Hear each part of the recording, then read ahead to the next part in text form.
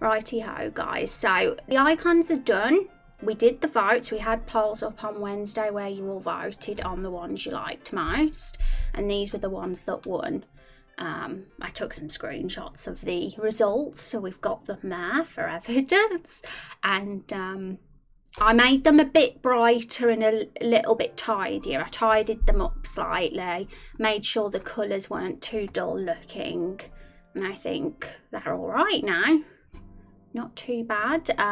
So one thing we are going to do, let's think of all the things we've got to do this week, because we're kind of going to be still doing skill related stuff and battle system related stuff this week. We'll have a look at our Trello page and remind ourselves what we have got before we start today. Gonna let Wally get some dinner. Oh, din-dins. I hope it's a nice dinner. Let us know what you have. It was a good weekend, a bit fast. Monday definitely showed up quickly. It always does, doesn't it? I feel like out of all the days in the week, Monday, it's like Monday is here the most. Like, it feels like there's a Monday twice a week sometimes. Okay, so June. We're in June. Oh my goodness, so halfway through June. I have a birthday in June as well, guys. So next week, actually, I guess I'll be having a birthday stream. It's not going to be anything like fancy or anything, though. It's probably going to just be a normal stream, in all honesty, because I don't really have the time to think of to do anything like fancy. But yes. And what else? Right, okay. Oh yeah, I'd added aggro. Should we change aggro's name now? Because aggro's not aggro fire truck anymore. So, so anyone that doesn't know, aggro fire truck has changed his name to Mr. Ray. So, if you're wondering who the random person is in chat, it's aggro with a new name. Okay, so there we go. They look much better. Yeah, they look much brighter and fancier. Just finished breakfast. Yeah, people are having dinner, some are having breakfast, and I just had lunch. We're all having different meals of the day. I had my June birthday already. Oh, did you? Our Oracle's a June baby as well. Well, happy belated birthday, Oracle. Did you do anything nice? Ooh, noodles. I want noodles. It's been forever since I've had noodles. Okay, so we got the five character profiles that have been added since. Neville was actually in the last batch, but he has been delayed because his character is going to take a bit more of his character's quite original, so it's going to take a bit more work with the avatar to get polished. So I've decided to move him up here. And we might have some more in before the deadline on Friday, so we'll see. But I'm assuming that once the deadline comes and we've got the 1,000 raindrop limit, the characters that get submitted will be a lot slower. We won't probably get as many quite as often. And Binary, my goodness, thank you so much for 6 months. Oh my god, that's 6 months. That's half a year, Binary. Thank you so much. Can we have some hype in chat, please, for that sub? That is very kind. I appreciate the support, that Binary. Let's see the hype. Happy birthday, Uncle. Happy early birthday, Rez. Thank you very much, Raidu. It's going to be weird calling you Raidu instead of Acro, but we'll get used to it, won't we? I'm sure we will. Yay. Kept it low-key, had a wonderful meal with a few friends. Yeah, low-key is cool. I'm all for the low-key thing, personally. And yeah, so it'll be 1,000 raindrops for the meantime, but it might get raised even further in the future, depending on things, you know. If we're still getting a lot of submissions, I might put tiers on raindrop submissions, like playable characters will cost more raindrops if you want to be one of those, because we've already got 12 now, 12 playable characters, so they're going to be quickly. It's Raindrop Chronicles is going to allow for probably at least a couple of dozen playable characters. I mean, some games Aggro gave me a list of some, have up to 50 playable characters in the game, and I wouldn't say no to that. I know it seems ridiculous, but because Raindrop Chronicles is episodic and we're going to meet all those playable characters over the course of multiple episodes, that work will be spread out. It's not a lot of the playable characters we're not even going to meet till mid or end game anyway, so it's not like we got to do all the 50 at one go. That would be overwhelming. But yeah, there's lots of RPGs that do that, and with the sort of class system we've got set up for Raindrop Chronicles, it could totally be doable, and we'd have like a party picker and party switcher sort of system as well for those that were in the party. But at the same time, I don't want those slots filling up too fast. We're still very much early in development, very, very early in development, so it's more sensible to raise it now, so that the submissions start being more slow. Sorry, had to change my name, reminds me of League and don't want to go back to the game. Fair enough, that's very understandable, for sure. Ray. I have said it right, it's definitely Ray-do, isn't it? Okay, so yes, and this misc section, I'm thinking of changing this to Lore Bible actually. Because what this is, I had the miskin with these, but it started to feel a bit full. I want to keep the game dev task separate to the Lore Bible task, so I'm going to just change that label to Lore Bible. I think I'll give it a better icon as well, because the folder's not really. Because we want to update our Lore Bible on the side, you know, as definitely don't want to be neglecting game development, because you got to have a game. I mean, the story and lore is important, but the game has to be there. So sometimes we might have more lore focused streams, but other times we'll have more game dev streams. It all depends, in all honesty, on what is suitable for the chats on the week or the day. So what would be a good emoji icon for the Lore Bible, guys? Anyone got any ideas? Probably a Bible, a book or something. Probably that would make the most sense. Yeah, you're saying your name right. Yeah, I'm saying it right. Hi Matt, how you doing? It's good to see you. Hope you're doing well. Okay, I'm gonna just find the book emoji.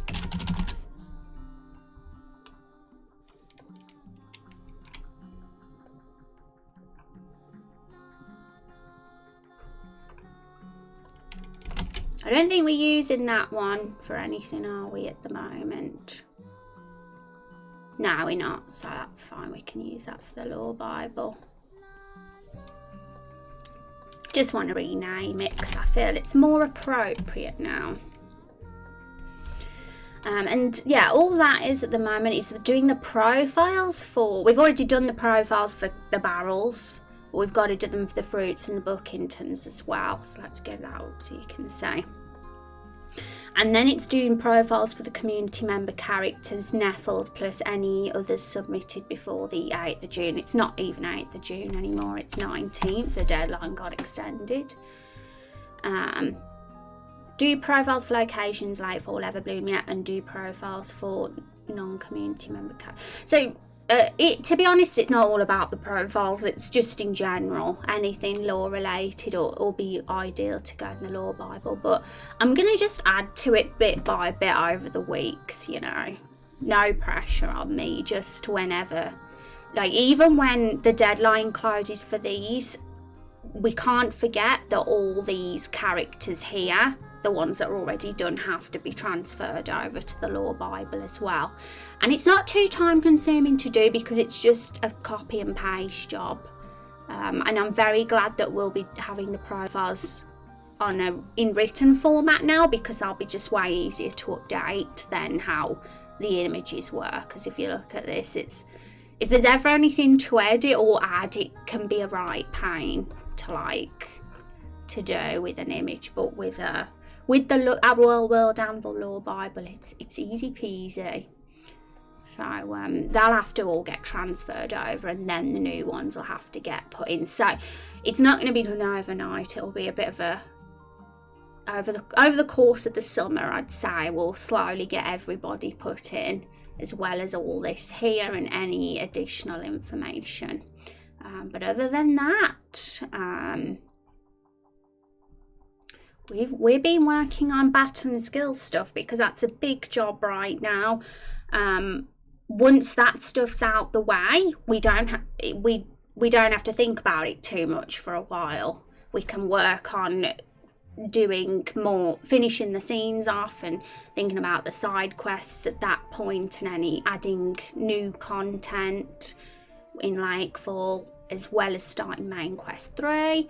But other than that, there's a bit of tidying up to do as well, which I'm kind of going to make July's focus, like just tidying up any of the maps, because I've noticed a few visual things that aren't perfect, and any like tidying up with the UI and sorting out of bugs and just making it all linked together so it's perfect for a first playable build. Basically, that's kind of July's goal.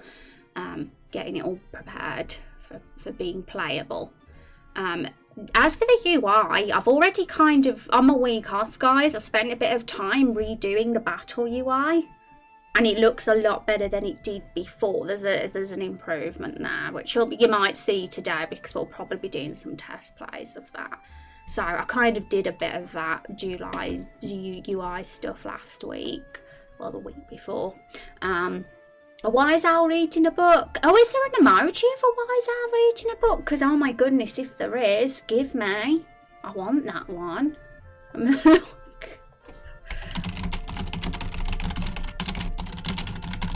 That emoji feels too good to be true, in all honesty. No, just that with that. Got my hopes up. That was me thinking that emoji was a real thing, and I got very excited. Oh, I knew it was too good to be true. I just knew it. All those books and note emojis. Yeah, look at all those books. Ooh, fancy. So, guys,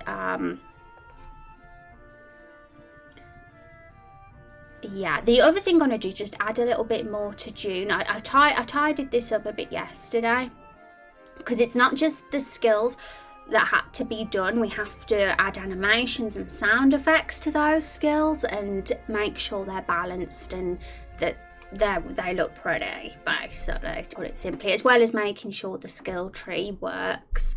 The skill tree works 100%, but we were working on how the skill tree visually looked last stream. At the moment, I'm putting that to the side, the visual look of the skill tree, because I contacted the plugin creator because I had a question for him, and he still has yet to get back to me. And it involves something to do with the skill tree look visually, and I don't want to carry on doing that unless I know it's doable, because otherwise I'll be wasting my time. So I'm going to leave the skill tree design until I hear back from plugin creator. But other than that, I've done the first 4 skills for each of the classes, warrior, hunter, map. I've implemented them all over the weekend. I've done that now. The only one I haven't implemented is the summon, because that one's a little bit he's going to take a bit more time, and I wanted to save that one till last on purpose, because it's a completely new, different kind of skill. So all of the 12 are done apart from the summon. I'll work on that this week at some point. And we cannot neglect the scenes either, because we have 2 scenes to finish, and I'm actually going to expand on that just very quickly. So I don't want to forget these things. So the first scene was Carol's flashback, and the second scene was meeting the fruits. And there are more scenes than just those 2. I mean, there's 2 very short scenes before Carol's flashback that sandwich the flashback, and there's the scene that we'll have after we've had done the fruit boss as well, which we haven't even started yet. But I kind of see that as something we can do after we've done all of these tasks for June. That can be something we do at the end once everything else is finished. So I'm actually going to say, what's the day today? It's June week 3, isn't it? I'm actually going to say this week for that one and next week for this one, because it's the last week of June next week, or kind of, because there is another few days of June the week after that.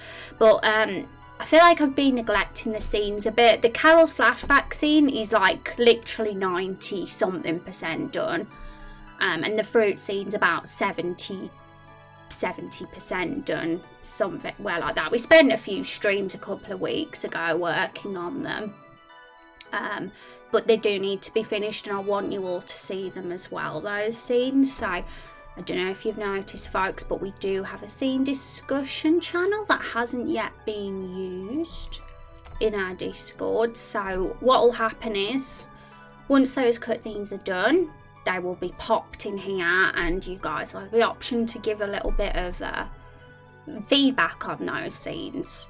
And of course, anything minor, like maybe making a dialogue line sound a bit better or more entertaining, is totally doable. As well as any tiny sound effect adjustments or small character movements or expressions.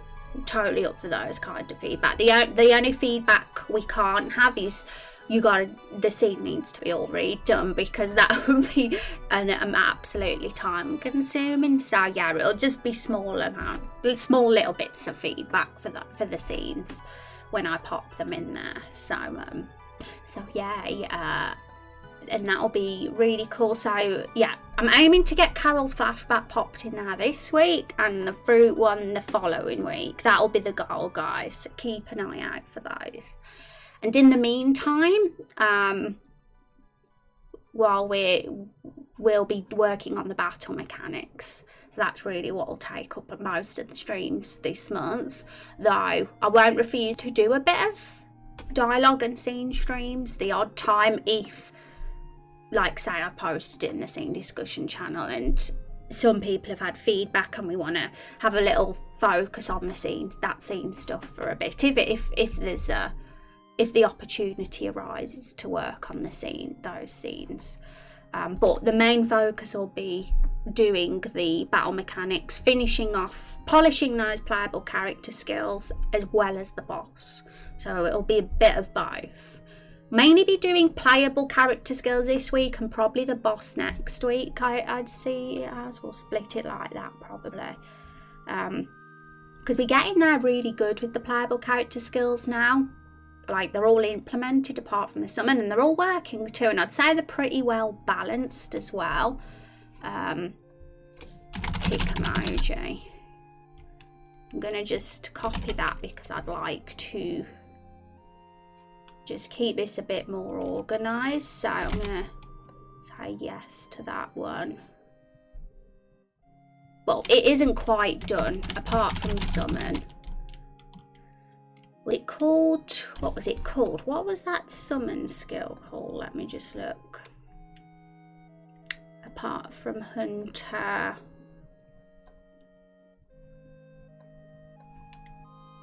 Dawning Wolf, that was it. So all done apart from Dawning Wolf.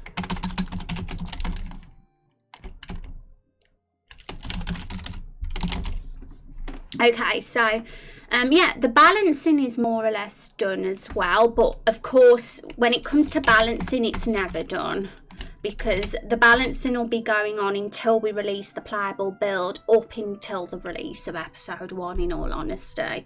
There might be constant edits to that to just perfect it. And the balancing also, it includes the CP as well, guys.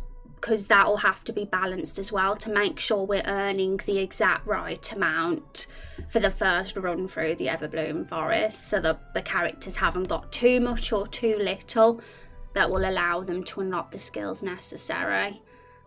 So that will include CP as well, because CP is our progression system in Raindrop Chronicles. That CP stands for class points, and class points are what will allow you to unlock the skills on the skill tree, and you'll get them from fighting enemies and bosses.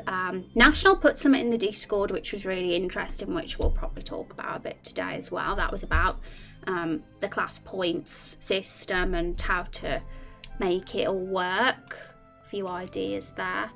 So the balancing is an ongoing thing we'll be doing, really, and skill trees, like I said, all works, but just the visual side just needs tidying up because it looks a right mess at the moment. The skill trees look a right mess, but once the plugin creators got back to me, I'll know if the feature's available or not, and I can plan it around that and then finish it off then. Hi Nikki, how are you doing? It's so good to see you. Look at you, you pro lurker. Those were easy ideas. I was thinking of alternate conditions to develop CP. Well, that's awesome. And we can talk about it a bit today, because like this stream is still going to be all about the skills. I want to do a bit of visual stuff, like find some really cool animations together today as well. But we can have chats as well, as we always do. So yeah, so the other three things are action sequences, animation and sounds, and those three things are literally just the skills being more fancy, adding effects to them. Obviously animations is animations of the skills that the character does as they perform the skill. We don't want them to just be boring. For example, for Rosie's drain skill, well, we're going to want a bit of blood there, aren't we, to just make it a bit fancy. We don't want nothing there. So we'll be adding animations and sounds to accompany those animations, but the sounds will be the last thing. We'll do the animations first. And action sequences kind of come in with the animations. In fact, I might put those together. So action sequences and animations, because they're both kind of the same thing. The action sequence is like the movement before and after the animation. And it's the same for the Everbloom Forest boss as well. So we'll literally just be doing the same thing. We'll have to do the animations, action sequences and sounds for them, because we had some really cool creative skills for those fruit bosses. Some really awesome skills, and I'd love to like have some really good sound effects and animations to accompany those. And it was sort of balanced, that battle was. The first phase was anyway, but I kind of want to revisit it and see what it's like now we've got the skills. Once we've implemented the skills, is it easier now? Because I'd say so. Because when we first tested the first phase of that boss, all those many weeks ago, months now I think, it was very hard. Almost impossible to beat, because Rose and the hero had no skills other than attack and defend, so it was pretty bad. It was very hard, but with the skills I'd say that first phase probably will be a lot easier. But we got to work on the second phase too, so that'll be something we focus on next week as well. And I'm doing great. How was your weekend? It was decent, Nikki. It went by really fast though. Super fast. How did yours go? I'm thirsty.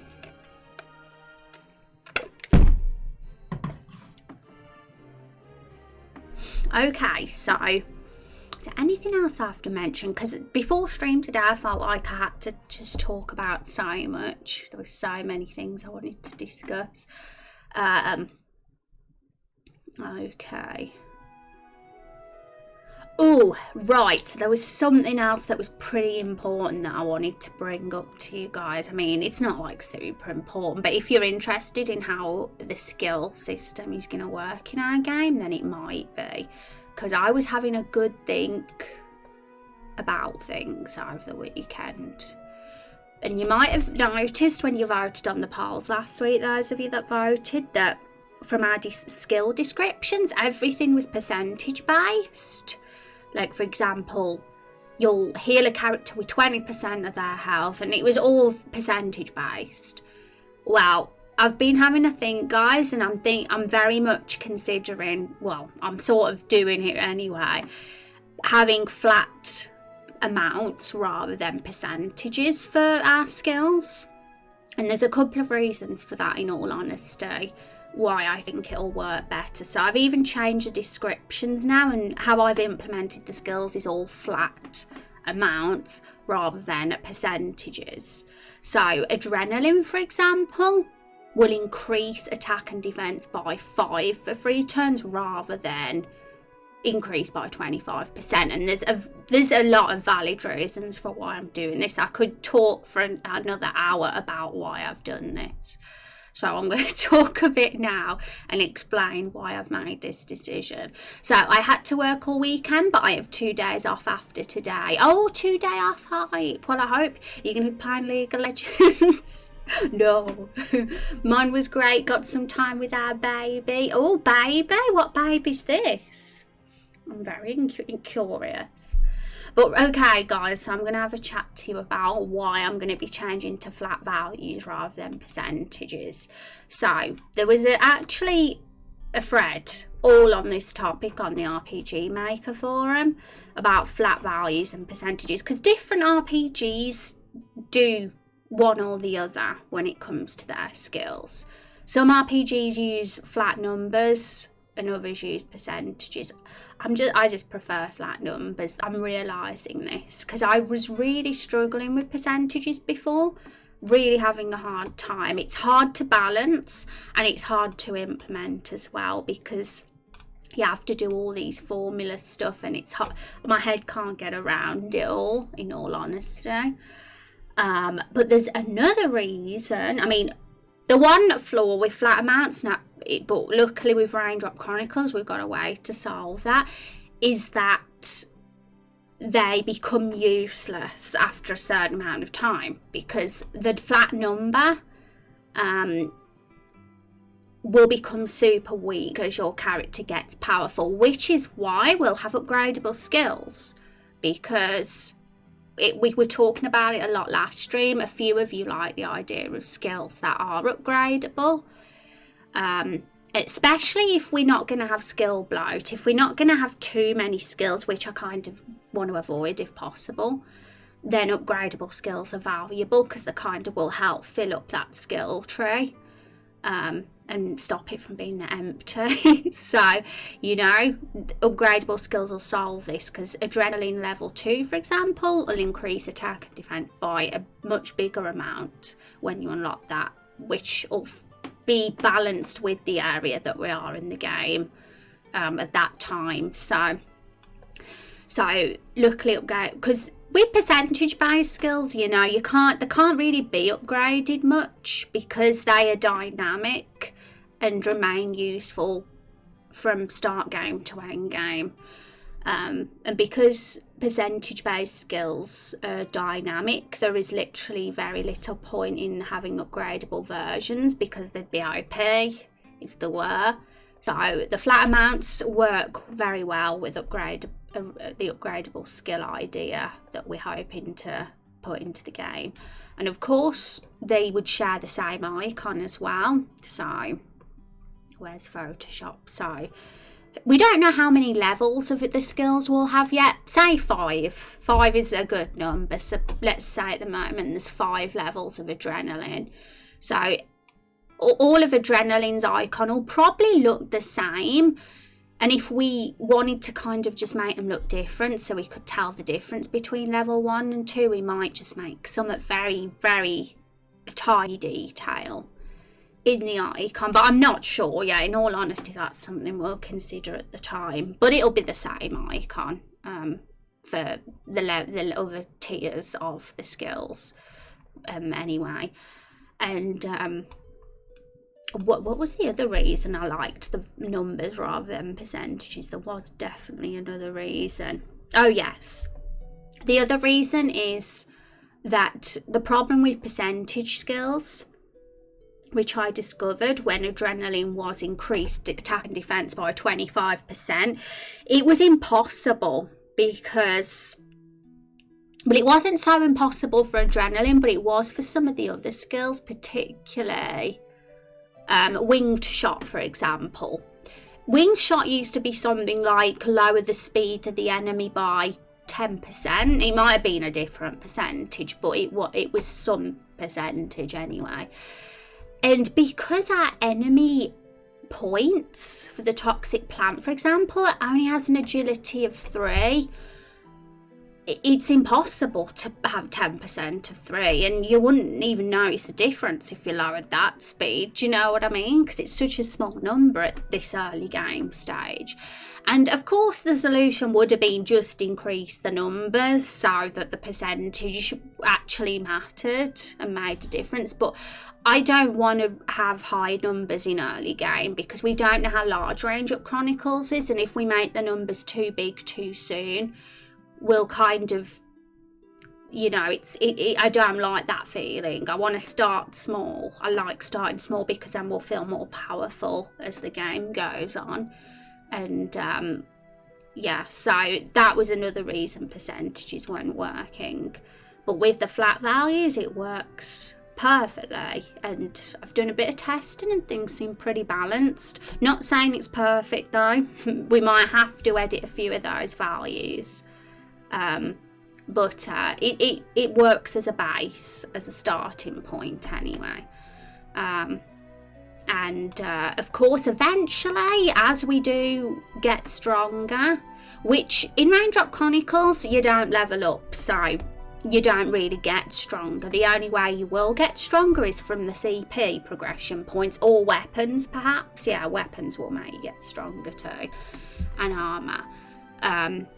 We haven't really thought of how the weapons will make you stronger other than just make your base parameters larger slightly. There might be other things that weapons do, which I think will be pretty cool if we're going for unique looking weapons. I know that National posted a message about the weapons. I'll have to read that in the Discord because I remember that you did post something related to that. Not the Dreadful League. Our baby will be 9 months this month. Oh, that's so cute. That's lovely. But I'm glad for Raidu that you're stopping playing League. Is Nikki obsessed with League as well, or is it just Raidu? Oh, clever. For adrenaline specifically, brighten up that aura would do nicely for each upgrade. Yeah, something like very small visually, like just a change to either the icon just subtly, or even the skill name could be changed. I mean, we could just have it as boring level, wing shot level 2, but if we wanted to make it more fancy, we could call it winged burst or something. You know, give it more of an epic sounding name for its other versions, who knows.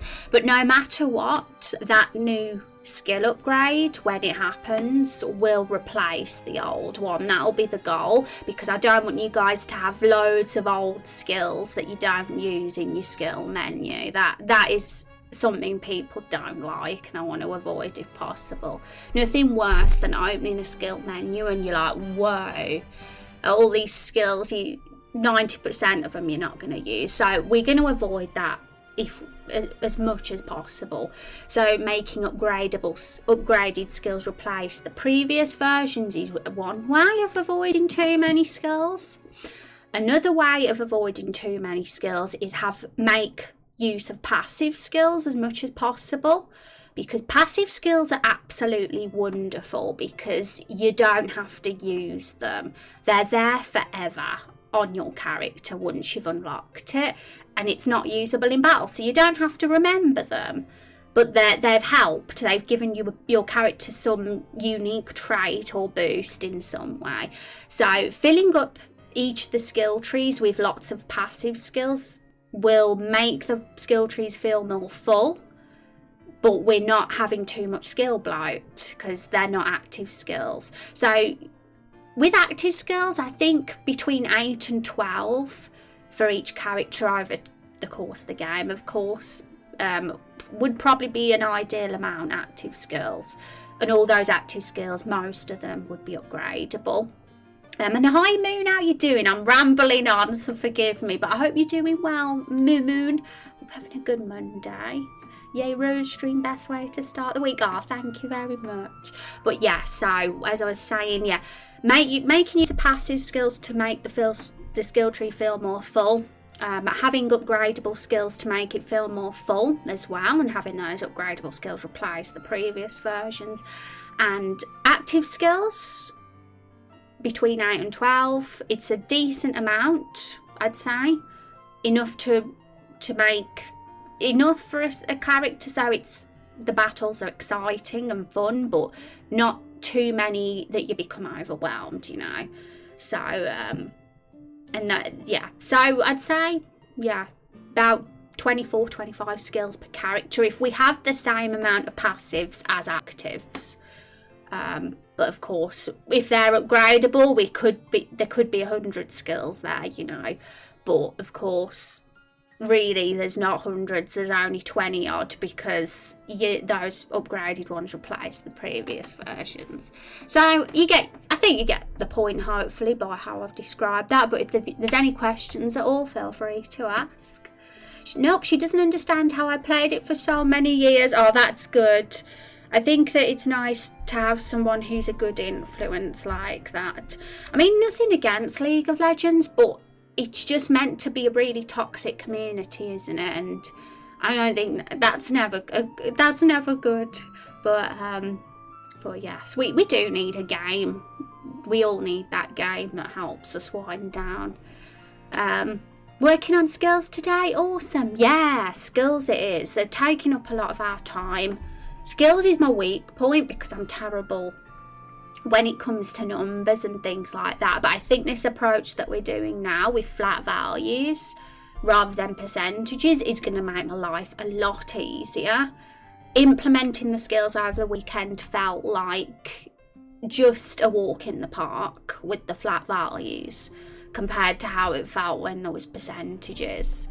So much easier. And another good thing about flat values over percentages when it comes to skills is that they're it's a lot easier to balance, apparently, and a lot of people were saying that on the forum, that the one annoying thing about percentage skills is that you can't get that balance right with bosses and like trash enemies. It's really hard to get a good balance, apparently, and I'm a bit inexperienced, so I don't know to the extent of that just yet, what they mean by that, but I'm just glad that we're going to have flat skills. And whenever the time comes, whenever we feel like, oh, well, wing shot, adrenaline, they're all super weak now, then maybe it'll be time to learn level 2 of those skills. But I'd say that the level 1 will last for episode 1, you know. That will be the aim, make these skills at least have a use throughout episode 1, and then episode 2, they'd probably learn their level 2 versions, I guess. That's how I imagine it being, something to that degree. Going back to lurking, hope you have a good rest of your stream. Thank you. You have a good lurk, and thank you for the lurking, and good luck with your raindrops. I miss playing Halo. Halo was the Xbox game that everybody loved back in the day. I had to play of the third one a bit, but I'm not very good at shooters, guys. I'll admit that. I'm not very good at shooters. Except Cyberpunk's coming out in September, and that's a shooter. That's one exception, though. That's one shooter I will be playing.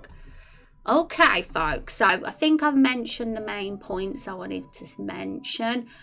I've talked about how we're going to avoid skill bloat, and we're going to, by making use of passive skills as much as possible and keeping active skills to a minimum. At the moment, Warrior has 2 out of 4 are passive. Hunter, 1 out of 3 are passive, I think. And Vampire has no passive skills so far. So when we do the next 4 skills for Vampire, I want to have a couple of passives in there for her, because we don't want to build up those active skills too heavily just yet, all at once. I mean, we might even switch them around when we've got the next tier level of skills, when we start the next dungeon. We might feel like, oh, corrosion would be better if we switch corrosion with one of the new skills we've made. If we wanted to do that, we could. It's all about when we test the battles and see what's OP and what should come before and what should come after and stuff, because there might need to be a bit of switching done. But for now, this is working well. And oh my god, I'm gonna admit, I love Vampire. I've implemented all the 4 Vampire skills now, and she's a lot of fun to play, especially with Rush, because Rush gives an extra turn, so that's really valuable. But I had to put a cooldown on it, because if there's no cooldown on Rush, it can get really abused. Yeah, you could literally just abuse it. At the moment, there's a cooldown of 4 on, because it includes the extra turn. So really, it's just a cooldown of 2, I think. But we can always adjust that to our liking when we start testing the battles.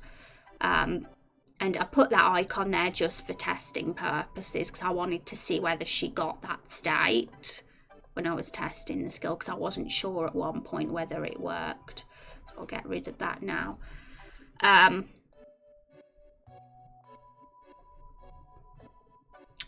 Right, so yeah, she's a lot of fun to play as for sure. And I think Warrior's Warrior's definitely the strong one. With Adrenaline and Frenzy, that really gives you that strength attack boost.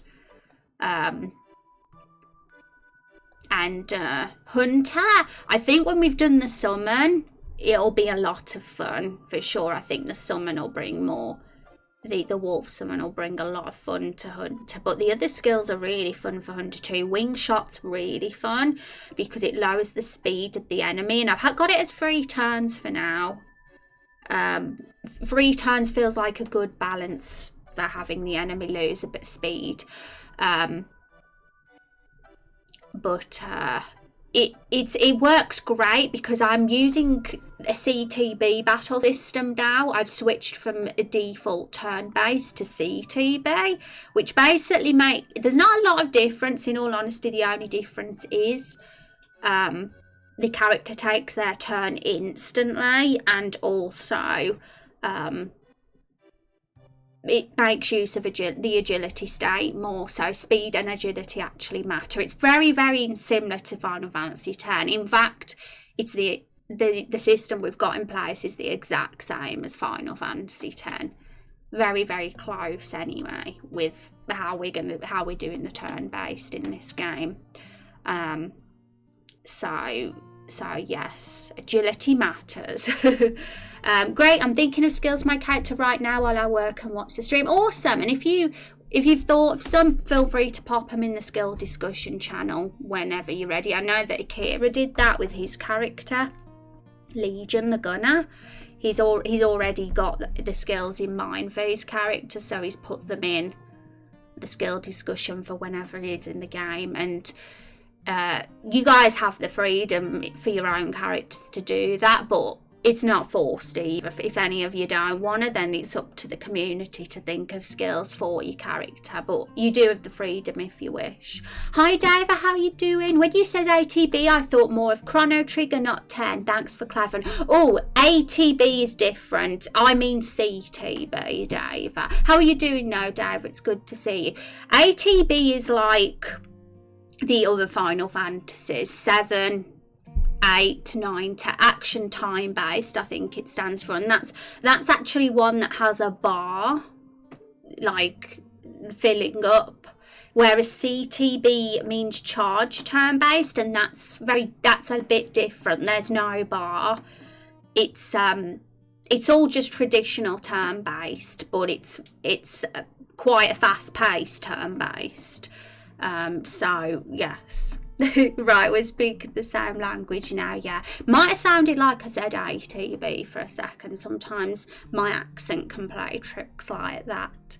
Need to think up skills then? Yeah, if you want to, Van. Like I say, it's optional. it's optional. The involvement you guys have with your characters is all optional. Because some of you have busy lives, you know, so you'll never be forced. English. The cover skill, the one that covered only sometimes. Is it possible for it to do something else during the times when it fails to cover, like counterattack? If cover fails. Oh, do you mean war cry? Because war cry isn't actually a cover, it's a provoke, it's a taunt skill, so it works a little bit differently. But we do have a cover skill planned, National. Let me have a look at our draw.io document, because we were talking about it last stream, I think. We do have a cover skill in the works for warrior. Yeah, here it is. So everything's percentage based at the moment, as you can see. I'll zoom in a bit closer so you can actually read it, guys. But it'll be changed to the flat values, of course. But so just ignore the descriptions for now and just see them as a guide. So yes, cover is definitely going to be where the character physically covers the one getting hit a certain percentage at the time. I mean, cover might have to work as a percentage, I don't know, because I can't see how it would work any other way. Some skills might have to, but when it comes to damage dealing and healing, I prefer flat value now. So yeah, and war cry is just a taunt, so the enemy will always hit him. So we need to make sure they're not too similar, and that the way they work is different, of course, because in a way they are very similar, aren't they, cover and taunt. But yeah, we did say with Warcry that it was going to do something else. I'm not sure about the weapon damage anymore, but we said something about a defense buff for Warcry, which I definitely think could be a cool idea. I remember a couple of you last stream mentioning that giving Warcry a sort of slight defense buff could make it more useful. Got to keep the party alive. Since mine is the healer, I'll sit down and figure some out. Awesome, Van. Well, that is very helpful. So if you do think of some, then totally it'll be very useful, because it makes our jobs easier slightly. Getting some coffee in me, Rose. How have you been? Doing good. It's got very hot here in the UK all of a sudden now, which I don't like. I want it to be cold and raining. It was raining yesterday. Had an idea for my character. I know that I'm not going to be in the first episode. Would you like me to sit on that for now, or put it somewhere for you to reference later? It looks like Warcry. Oh, let me respond to your first message first, then, Dave, because you're talking about two different things, I see. Yeah, well, Dave, when it comes to your character, if you ever have anything you want to say, either mention it in stream, the Discord, or a message me, whatever one you prefer. So whatever, just contact me in some way, whether it's on stream, Discord, or PM, DM, should I say. So but yeah, feel free if there's anything you want to add to your characters now. It's going to be much easier now we've got the lore Bible, because well, we haven't put the new profiles in the lore Bible yet, but they will all be in the lore Bible eventually, rather than the images. Let me get it up, because I want to show you an example, guys. Lore Bible. Forgot the... Here we go. It's here. So we've only done the barrel characters so far in the lore Bible, but from now on, the profiles are going to be presented like this, and it's going to be way easier to add new information to your characters, folks, this way. The character sheets are very difficult to update because they're images, and so yeah, so Dave, anybody else who wants to add info to the characters, just feel free to talk to me about that, and it will go into your profiles if when we update them and transfer them over to the lore Bible. But yeah, so yeah, I hope I've answered your question. If you've got any more, feel free to ask. It looks like Walk Rate only makes one thing swing at you, while Cover can cover a whole round of attacks. That feels pretty distinct to me. Yes, that's the main thing, if we had those skills be distinct. And also, we gotta be careful as well now, because if we're going to limit our skills, our active skills, because we want to avoid skill bloat, and have 8 to 12 skills per class throughout the game, then of course we need to be fussy with what those active skills are. So making them very distinct from each other is even more important.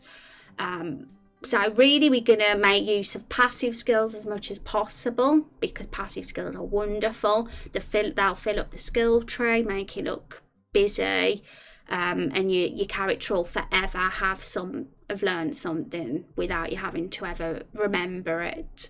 And upgradable skills as well is something we're going to do. We have to do upgradable skills if we're having a flat number system, because those skills will be so weak as we go through the games if we keep that flat number. So it allows us to have an upgradable skill system, which people liked, and it works quite well that way, I think. So very hot in the UK, is that like 26 Celsius? Yeah, basically. Safer. But basically what's hot for us is probably medium for you guys. I don't even think it's that hot here today. It's probably not even 20 degrees, to be honest. Yay. 25% of the time cover works. Can it do something different over the other 25% of the time? Yeah, because do you think it would make cover feel a bit redundant if it only worked a certain percentage? I mean, I want to keep away from percentages as much as possible, because we're using a flat number system now. But with skills like cover, I don't think there's any other way to make them work other than a percentage, is there? So certain skills will have to. But what I'm going to do, I'm going to make sure I'm saving any notes that you guys mentioned today about skills, because I don't want to forget them, because I know what I'm like. I can easily forget things. So I'm going to make note of what David said about Warcry, what National said about cover doing something else 25% of the time.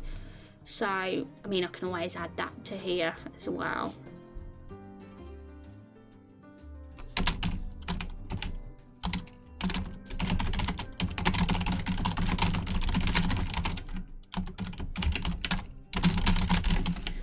It's made it very full now, but at least we've made the note of that. And we don't have to think too much about cover yet, because it's going to come later. But we've got to be careful, because we've already got Adrenaline, Warcry. Well, cover will be the third active skill, so it's not too many active skills at this stage. Frenzy and Squish It are passives.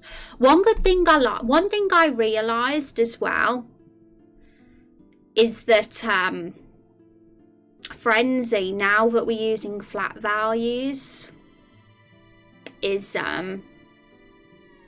it works as a sort of stat boost almost. And at first I was like, oh, is that a little bit weird, because I plan to add stat boosts in the skill tree anyway, but I kind of like how stat boosts are kind of disguised as passive skills. I think that's more fun.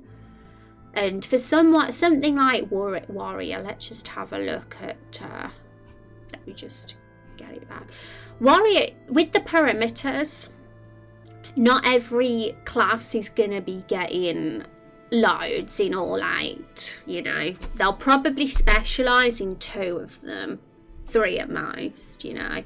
And for Warrior, it would be HP, and attack and defence for sure, in my opinion. Attack, defence and max HP. So Frenzy's the attack passive boost, and if it's upgradable, of course that attack you'll be getting more and more as Frenzy upgrades. And Frenzy kind of works as the stat boost throughout for warrior for attack. And I could see warrior having other passives in HP boost and defense boost as well that work like frenzy, but for those stats instead, because yeah, passives are fun. So we could always have something like that, like the defense version of frenzy or the HP version of frenzy as one of the next skills for warrior as well. Of course, it wouldn't be called frenzy, it'd be called something else that fit more with what it does. And same for hunter. Like if we look at hunter, agility for sure for hunter, I'd say. And luck's an interesting one, because you can make luck unique we can make luck unique for our game with what it does if we want to make it more useful. I always find luck's pointless in games, but be cool if we actually gave it a bit more use. It says there affects things like this chance of status elements occurring. Yeah, because agility was originally absolutely useless in RPG Maker MV, but because of the CTB battle system I'm using, agility is everything. So it's just made agility useful now, because the vanilla turn-based, it didn't matter what your agility was, it was redundant. So hunter having a good agility could pay off massively for hunter, so that we could always have a passive where we boost agility that's obviously upgradable over the course of the game. And is cover a passive or active skill? If it's a passive, it doesn't need to do anything the other 25% of the time, since it's... Oh, good point, Diva. Completely slipped my mind, and I think that makes me realise I have to properly think through this, because at first I just assumed cover was an active skill, you know. I think that's how I feel about most skills. Every time we make one, I just assume they're active, and they're not, you know. A lot of the time, skills can work brilliantly as passives, even if they are originally designed to be active skills. Plant Plucker was one of those skills, guys. Oh no, it was Squish It, sorry. Plant Plucker was always a passive, I think. Well, no, it wasn't. I used a square for it, which means I consider it an active skill, because I use circles for the passive skills on here. So Plant Plucker is obviously a passive, because once you've unlocked it, you'll always get that extra loot from plant-based enemies if you're a hunter. And there'll be other passives that are like fitting for other enemies. So say when we're in the cave, we meet a bunch of rock enemies, it will be called Rock Plucker. Well, it would be Rock Plucker, obviously, because that doesn't have a good ring to it. But you know what I mean, it'd be the rock version of Plant Plucker, and that would allow the hunter to get extra loot from rock-based enemies. But hunter might not get extra loot from every single enemy type, you know. Hunter might specialise in extra loot from certain enemy types. There could be another class in the game that gets extra loot from certain enemy types, you know. Maybe rock enemies would be more appropriate for another class to get the extra loot from. But yeah, that's just an example of a passive as well, the Plant Plucker. And of course Squish It's a passive as well.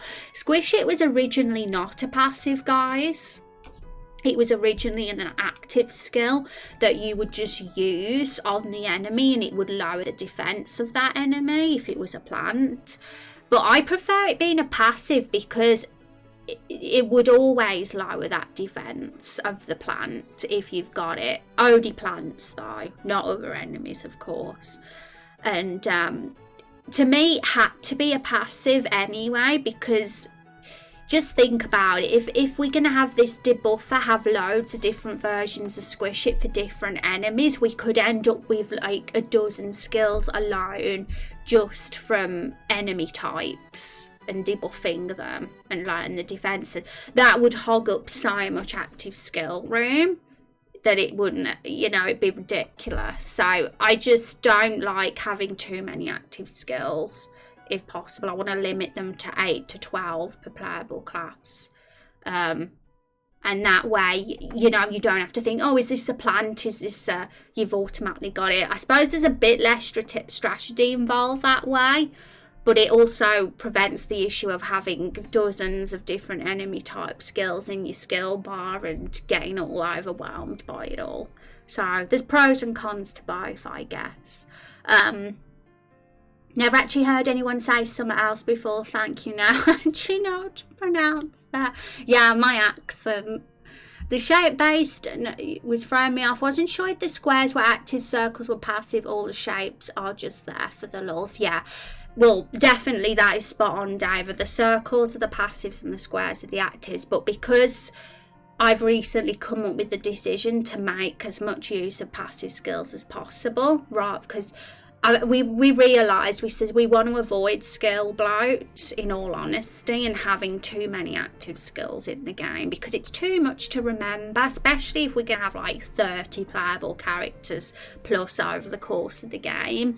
It's a lot to remember, and it overwhelms people if there's like a massive list of active skills, you know. So limiting active skills and turning them into passives if we can, I think, is a good way to go about things. So a lot of these that currently have squares will actually need circles now because they've been turned into passives.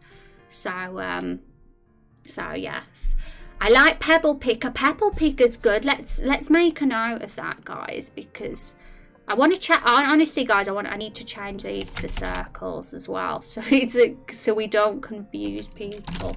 So pebble picker. Extra loot from rock-based enemies. So whether Hunter will have that, I mean, I won't say no to Hunter being the expert in the extra loot person. If that's what Hunter's going to specialise in, then fair enough. But we might also say, nah, Hunter can just be the plant and a few other enemy type people. Give the rock to another class. Because Survivalist might want to learn a different type of skill in his next stage, you know.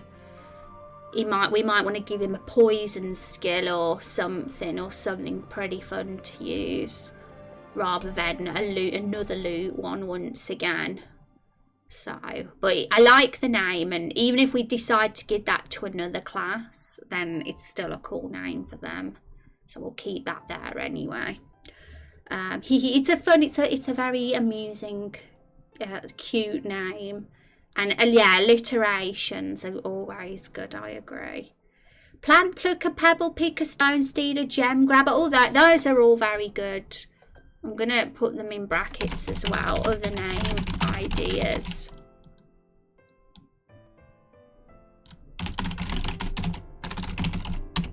Making use of those alliterations, I say.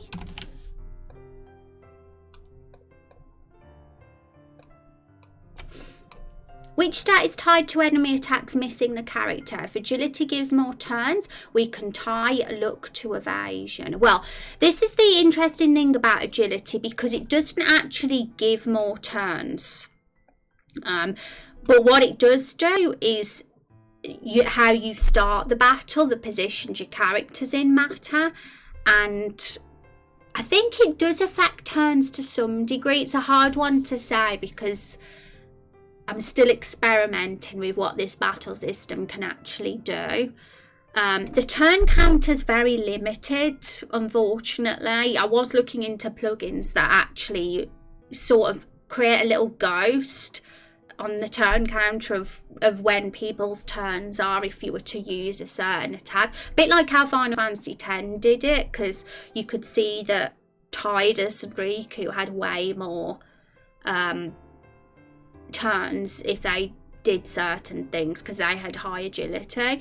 But unfortunately our turn thing is a little bit more limited than that, but I'm still hoping that there's a way to edit that. I'm gonna see if anyone's willing to do a plugin on the forum.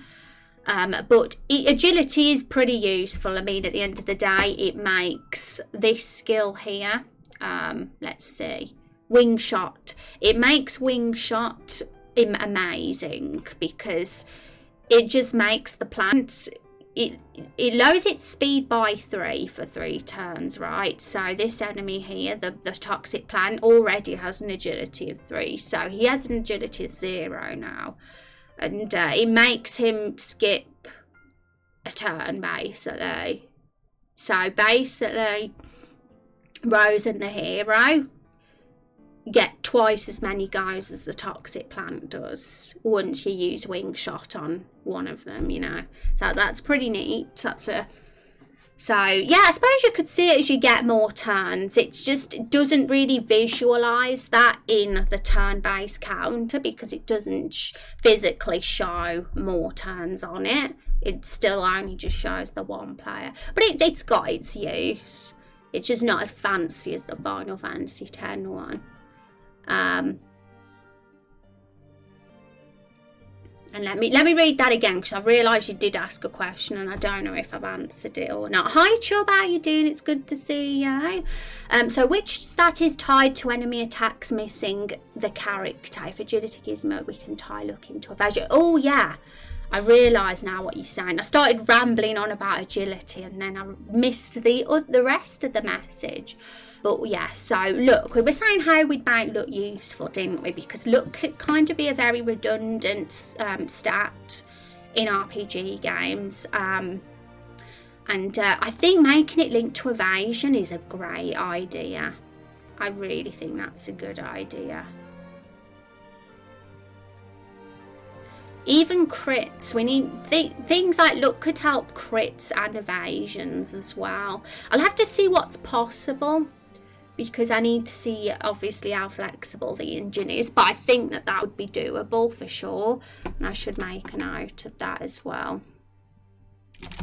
But yeah, agility basically is the one that gives more turns, helps speed, I guess, and who starts first in battle. It's all very much linked to that. It resembles Final Fantasy X as closely as possible with how they handled agility, I guess. Turn or more than turn count, right? Yeah.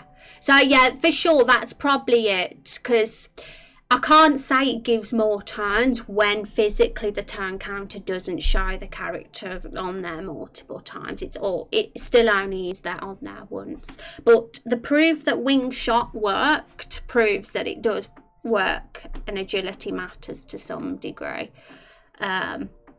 And how are you doing, Chubb? I hope you're well. I hope you're having a good day.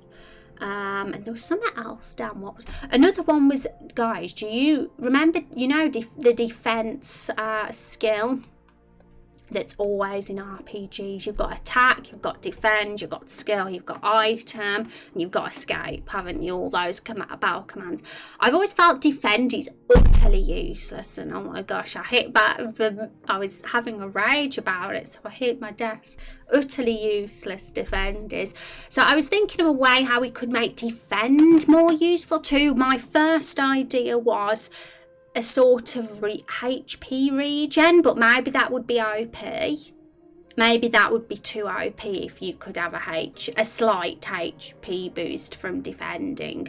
But that was one easy thing the first thing that came to mind about making defend a little bit more useful. But I'm sure there's other ideas too, and I want to consider a few, because when it comes to testing and balancing and seeing how all the battles, how it all synergizes together when it's all put together, I'll probably see which defend method works the best. Maybe I'll probably experiment, because I don't like at the moment it doesn't do anything, in all honesty. It doesn't. It does guard apparently, but what does guard do? Make the enemy that hit you a little bit weaker. I mean, it does work to some degree, but not enough, because I tested it and I was defending and the enemy hit me, but he basically hit me with nearly the same amount of attack. There was hardly any difference. So I'm just thinking, defend needs to be made much better, more useful. Carol the Barrel. Let's get some Carol hype in chat. Defend works well when bosses have tells and telegraph certain attacks. 6. Right, so I'm going to copy and paste that national as well. Is there any bosses in particular, national, that spring to mind for you with that comment you've made? Because I'd absolutely love to see an example. But yes, okay, so did you guys know that, that we have this command in chat? You can open Carol the Barrel in this stream, guys. I forgot about it until just. I want to like make that more advertised, I think. I pulled a toothpick out of her. Okay, so was there anything else to talk about? I think I've mentioned the main things, guys, today. So I mentioned we're going from flat value from percentage to flat value with our skills. That'll allow us to have upgradable skills, of course, because flat value is terrible if you don't have upgradable skills. I mean, who would want adrenaline to only raise approximately 5 to your character every single time? It would make it terrible and redundant late game. So yeah, we've got to have upgradable skills if we're having flat values. And other than that, was there anything else?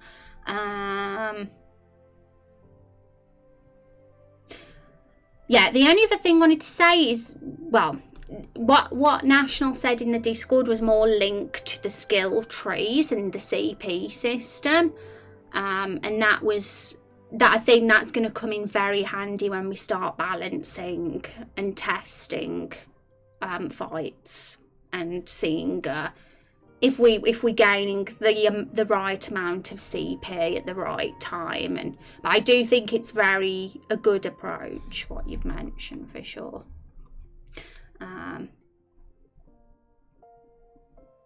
Okay, so yeah, all these 12 skills are implemented now. It's only Dawning Wolf that isn't.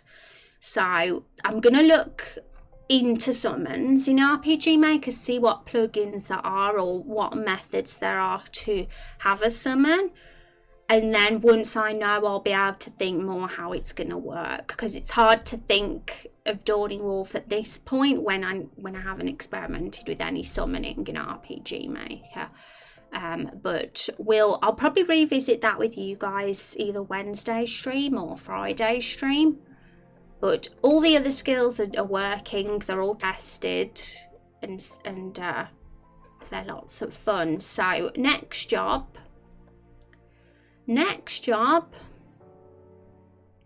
is to get all these icons put on our icon sheet. I'm going to test the battle system. We're going to use these skills. And we'll see the icons next to the skills, and we're going to add some animations and action sequences to these skills as well, just to make them look more fancy, because they're boring at the moment. They don't do anything.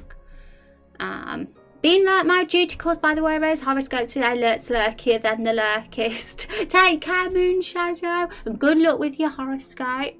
I hope you have a good one. Take care, Moon.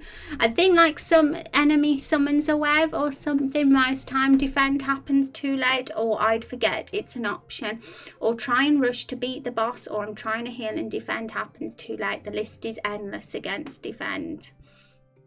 Okay, so I'm going to copy that as well. And yeah, I think that's the main thing, isn't it? Yeah, bye Moon, we'll miss you. Have a great day. Defend is one of those skills not everybody never wants to use, because it's not valuable enough. It doesn't help or benefit enough. So having something that really just makes you think, hang on a minute, I actually want to use defend this time instead of use attack or use a skill or an item. That would be pretty neat if it was actually useful. If we made it an interesting mechanic. Okay, so I think I already put adrenaline on the icon sheet, but I think it might be the old version. Yeah, it is. I made it a little bit brighter, I think. Yeah, The orange is brighter now. So I'm going to be putting them over these because all these icons here, guys, this is the icon sheet of RPG Maker, basically. This is where it calls every single icon from the game. And what you can see here is all the default icons. They're all default. So they'll all be gradually getting replaced with our icons as we do what we need to. These ones here are actually icons we are using for our quest journals and quest markers, but all these at the top aren't. So I think these ones on the top line are states, like, you know, debuffs and all them things, so we'll save that for them. And I think we'll put the skill ones here, perhaps. Mia, how you doing? It's good to see you. I hope you're having a wonderful Monday. How did your weekend treat you? I've played RPGs where the boss telegraphs an attack and you die if you don't defend. Ooh, awesome, Dava. So that's an interesting thing. Like, defend could... If we just had some mechanic that some enemies use that make you need to use defend, then that does give a purpose to it. But I like to have all the options thrown at me as well. So if anyone thinks, oh, I absolutely think defend should do this, then feel free to throw it at me. My idea was have HP regen, but that might be lame, in all honesty. Part of me thinks it could be too OP. Because if we've already got potions and healers in the party, then it's gonna be too easy if defend gives you a slight HP boost.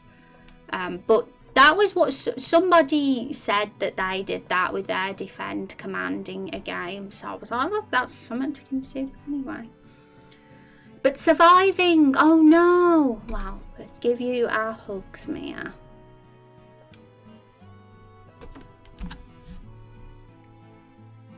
2 MP on successful defend. That is to say, if the enemy hits you when you defend, you get 2 MP back. Yeah, if that's easy to, because I'm a noob when it comes to implement things, but I'm going to save that anyway, Raycat, because you never know.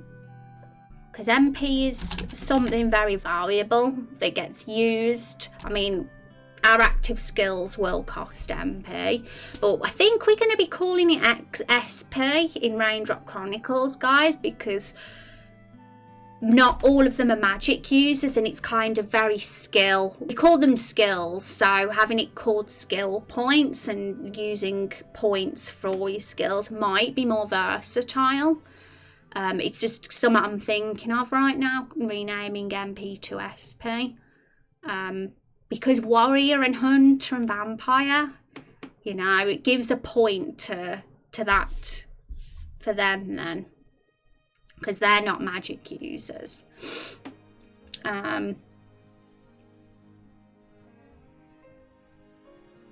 Okay, so might give a border to these icons as well, because they might look a little bit lost on their own.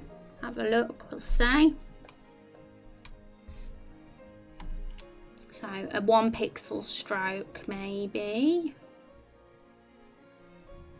Yeah, we have to put it on the inside because it'd be too big otherwise.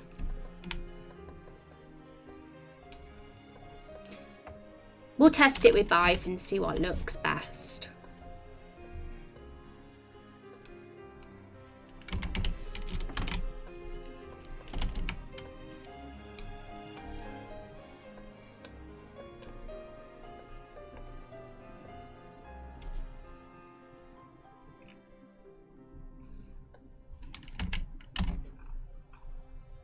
Because the other icons here all have a sort of dark border, but they're rounded edges.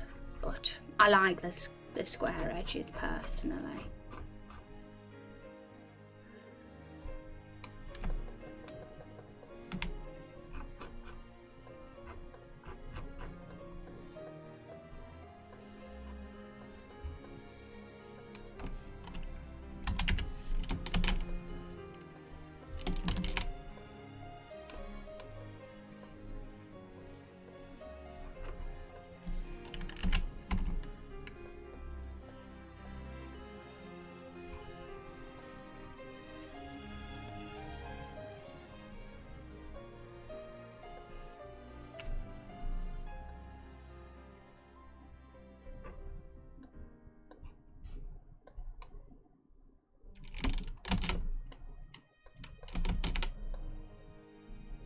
So I guess it's thinking how to organise this, because we don't exactly know how many skills each class is going to have. I mean, 25 is an estimate, but of course if every icon is going to look slightly visually different for the upgrades, then, you know, we'd need more than 25. So it's hard to predict.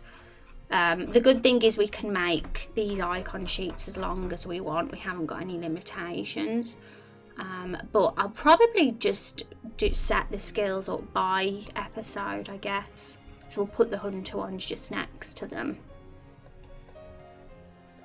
We might have to do it like that, I guess, because we will, if we like just leave gaps. It's hard to judge at this time how many we're going to have. So we'll just put the hunter ones next to them. Damn, nearly 100 though.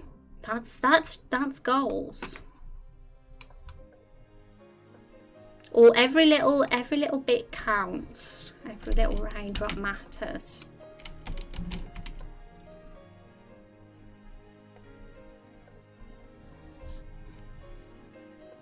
Why am I so thirsty?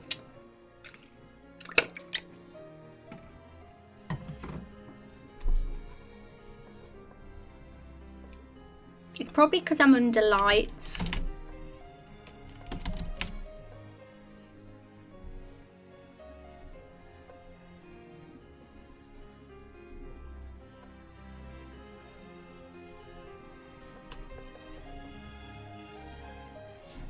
I've just realised something about this paw. It's not even centred. I think I'll prefer it if it is. There we go.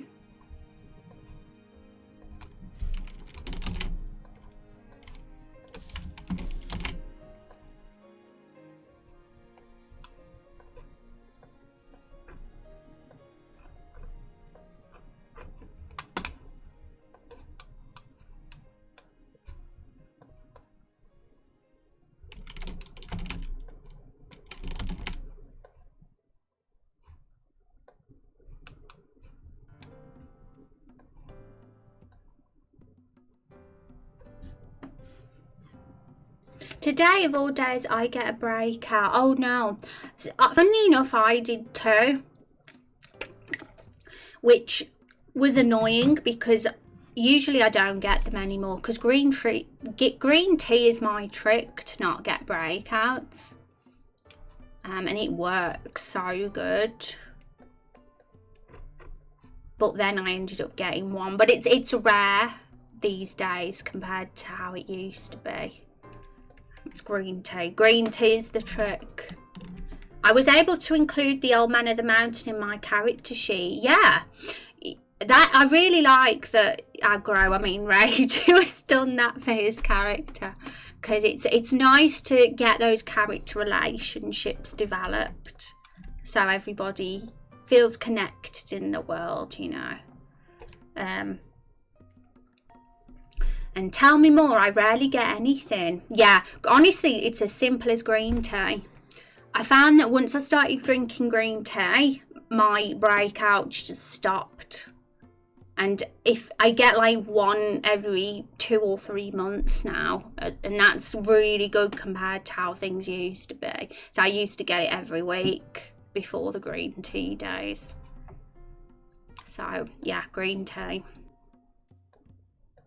Have at least one a day, one green tea a day. It's got to be the green tea, because it's too much of a coincidence for it not to be.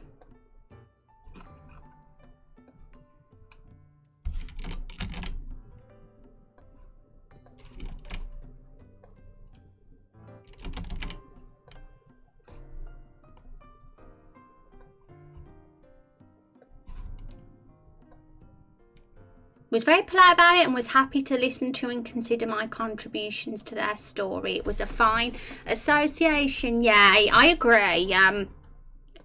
It's really nice to have a community of people getting involved in this project that are very willing to nobody's bossy, if you know what I mean. There's nobody here who has been rude, and that makes me very happy because everybody's an awesome, nice person. I appreciate they enjoy my backstory enough to consider me adding me to theirs. Yeah, for sure. We love your character, Dave. He's one of those characters that you can't help just like. He's going to be everybody's grandpa that they wish they had.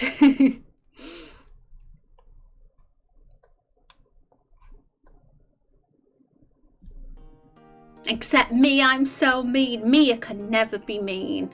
What is that? Mean Mia? I mean, it's an alliteration, but it's totally wrong. Couldn't even imagine you being mean.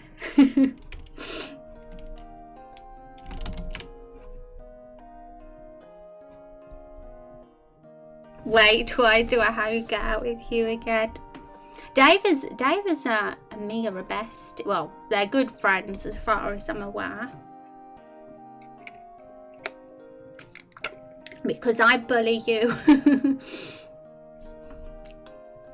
Nice bullying though. Okay, so we've got all the icons in now. I don't want to like delete the default ones because I like to know what the original ones were and what positions they're in. So we'll keep them all there. But yay, we got some icons. Some skill icons. I think they're all fine. I don't think they're in the wrong positions. Okay.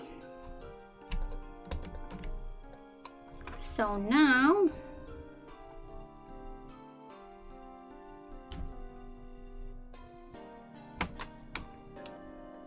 oh yeah, and as for you guys that have like recently filled in character sheets, we'll get your characters in the stream avatars. That'll be priority when the deadline day closes. It might take a while for your actual profiles to get done and be publicly available, but once they are, they'll be on the Lore Bible. We'll most likely get all the characters put up on there over time. But yeah, of course, we'll get your stream avatars in. That's the main thing, so you can be walking across there. Laugh so hard that his ears ring. When I laugh, my jaw aches. That's usually what happens when I laugh too much. Are you going to give them the rounded edges? I kind of like the pointed edges, but I think I might experiment, you know, see what looks best.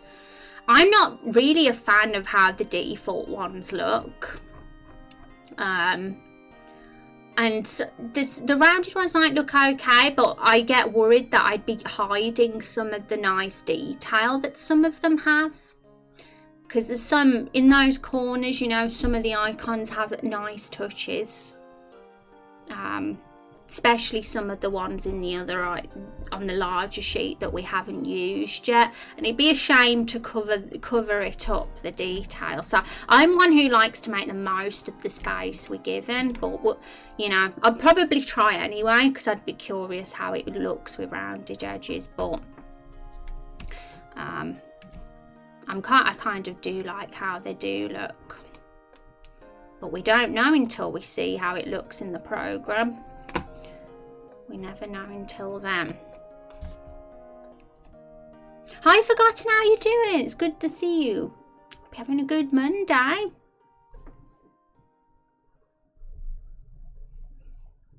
Right, so I already put adrenalines in, but that was the old one. Oh, it's updated now.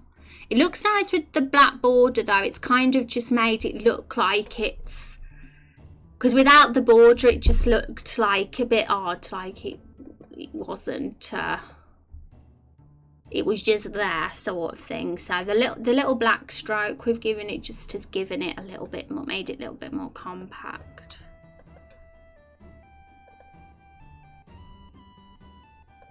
But yeah, I think the pointed edges are kind of don't mind really. I mean, it's hard. I want to be consistent most of all with the look that we've got for the other icons that we do officially have in the game. And these current ones don't have a background. The ones that we have used for the journal, they actually don't have any backgrounds. But the turn order icon sheet is pointed, so a consistency, I might stick with the pointed.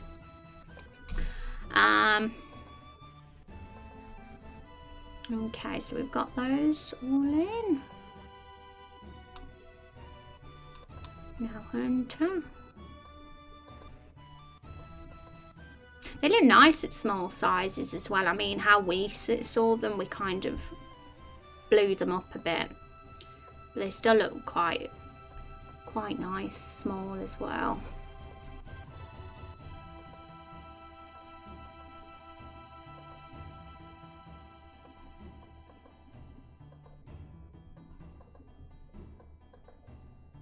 So there we go, we've got all those icons in for that, our first 4 skills. So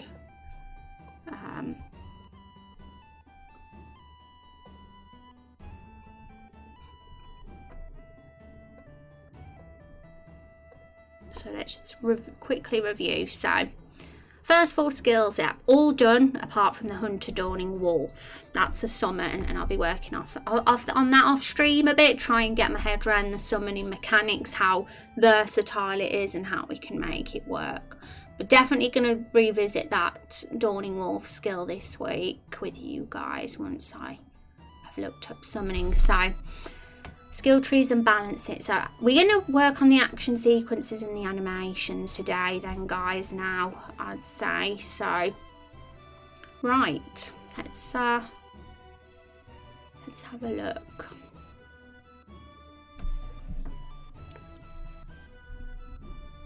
Because I've got some links saved with some animations, so I'll get those up.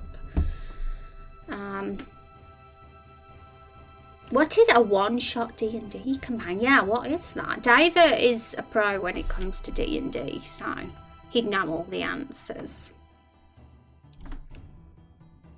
Okay, guys, so I'm trying to think. Shall we do some testing first, or shall we do some animations first and some testing after that? Right. Because none of our skills, we've set up no animation on any of them right now. A few of our enemy skills have animations. We've got Vicious Chomp for toxic plants, so I'll just show you guys that so you can see that as an example.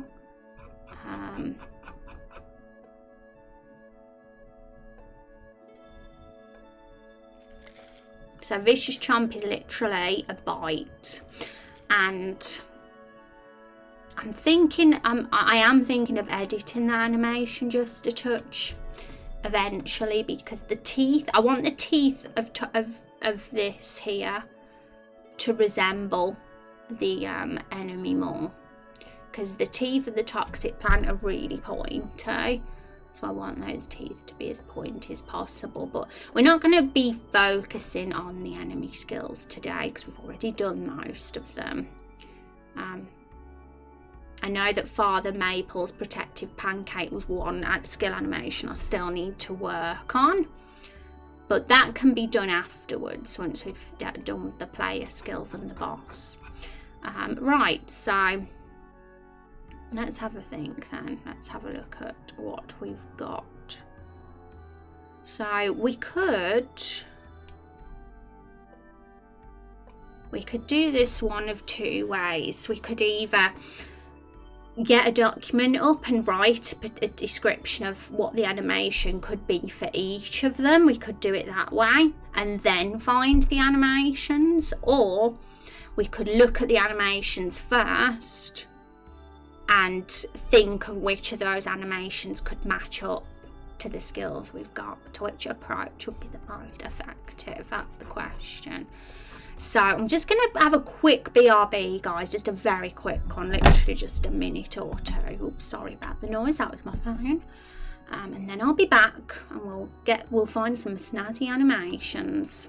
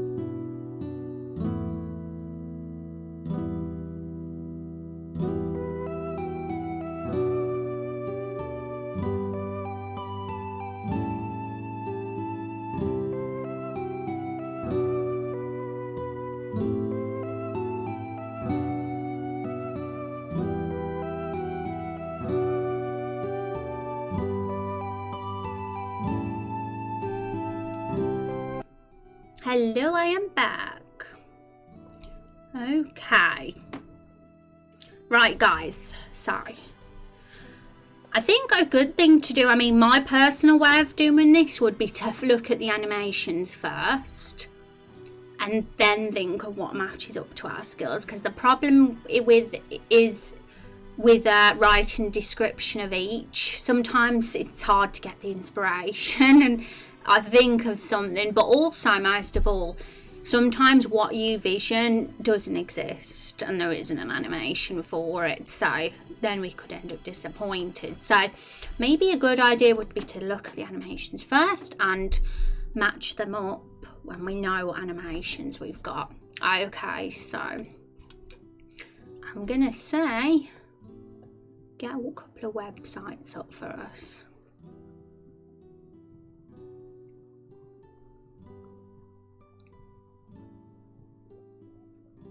Also, Deborah, I don't know if you're in chat, but I've just read your message right now and I like it. That is fun. So definitely be something to explore. I'll talk to you a bit about it after though. It's exciting.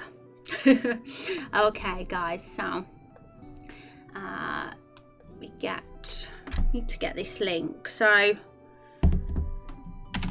found a really good resource of animations. I'm just going to get it up. And there's a couple of others I've found as well, so we'll get them up as well. So let's just here we go. So Hadeson, it seems. Hype. Okay, so some of these are paid collections, which who knows, if I get a bit of money I might go for some. If there's some good ones there, but there's also some free ones for us.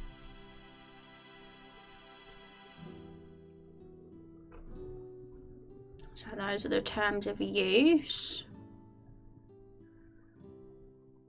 Awesome, right, so they're all good to use.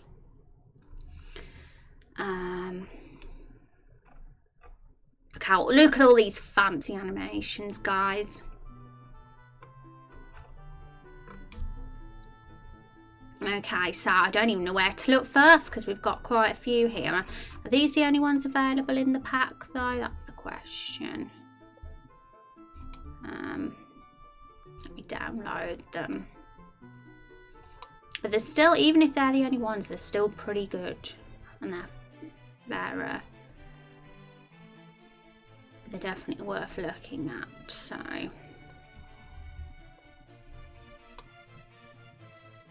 So we'll look at this Season 0 pack first.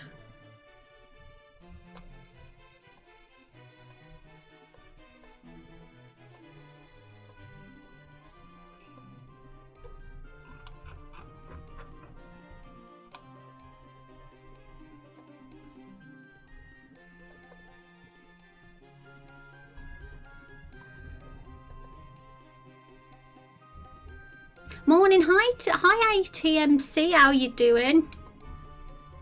Happy Monday to you, I hope you're having a good one.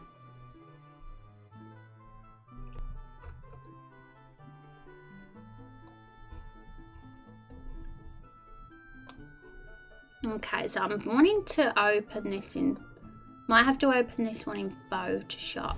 I'm gonna extract them all into a folder actually. That'd be easier first of all. So if I make a new folder on the desktop and call it Animation Collection.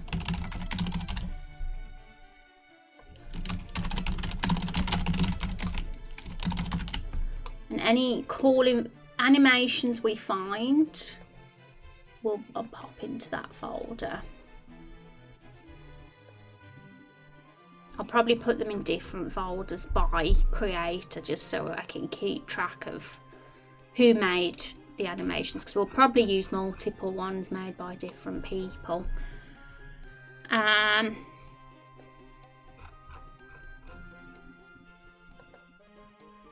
So folder now. Hadeson is the name of this creator, so put all those in Hastings folder.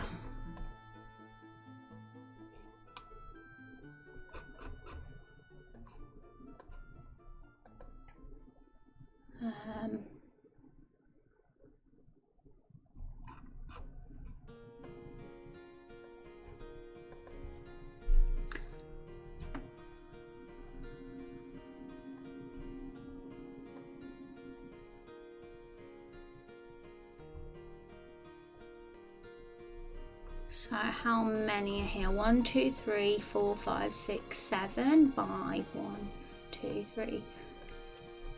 1, 2, 3, 4, 5, 6, 7. There's about 50 or so there.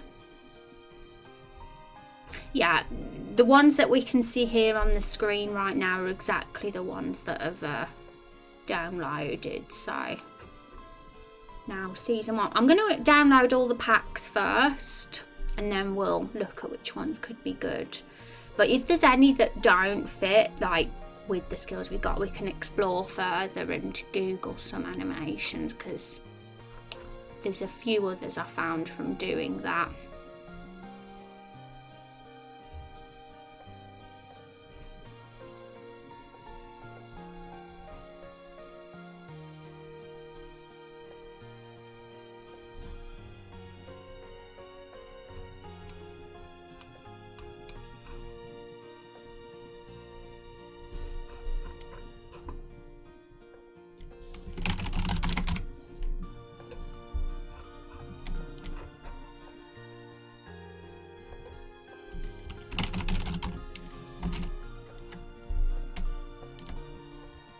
So there's 13 in this one, I think.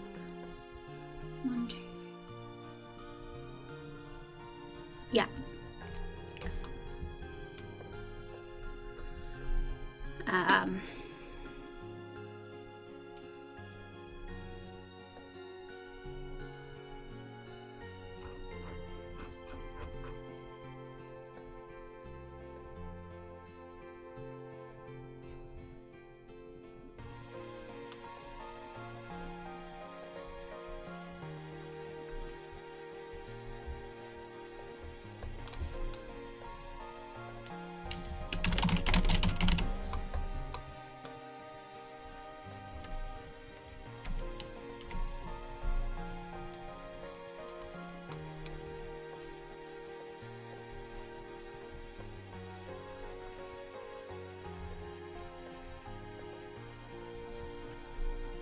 This one's got a few more, this pack, than what's shown.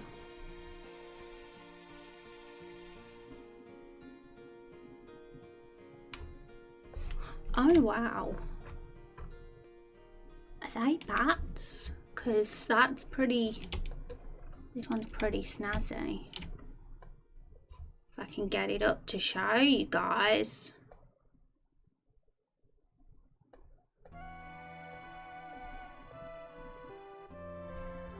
I didn't know what they were at first at the bottom, but they're actually bats. So, yeah, vampire skill hypo. But there will be another vampire that isn't Rose as a playable character, a new one. Hope it's a good Monday, ready to work today. Oh, I hope work treats you well. Squish It candidate, third up from the bottom left. Oh, national. We must have a look and see. So which section? Was it season 0 or I assume it was season 0 that you was looking at, national. So third up. So third up from the bottom left. This one? I'm probably looking in the wrong position because I suck at picking things out. Season 0, alright, so here we go. We can look at them bigger guys together as well, if we want. Right, so that they're not just a small icon. We can just go across and look at them all. That'll be pretty to look at. But we'll get them all saved first. because some of them are wonderful, but they're just not fitting for our current skills, but they'll be great for future skills. Some of them will. Yeah, so you meant that one.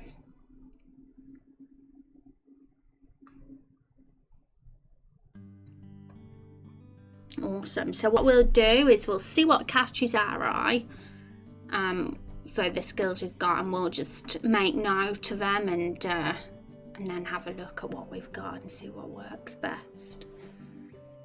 Down to my last but one, teeth whitening strips. Oh, do they work? Because I always thought that those things were like lied and were cons, but if they work, that's awesome. I might get some if they work. I got one of those small UVT cleaners, has whitening pens, and you put it on for 5 to 10 minutes a morning and night. Oh, it does that. Does that do a good job?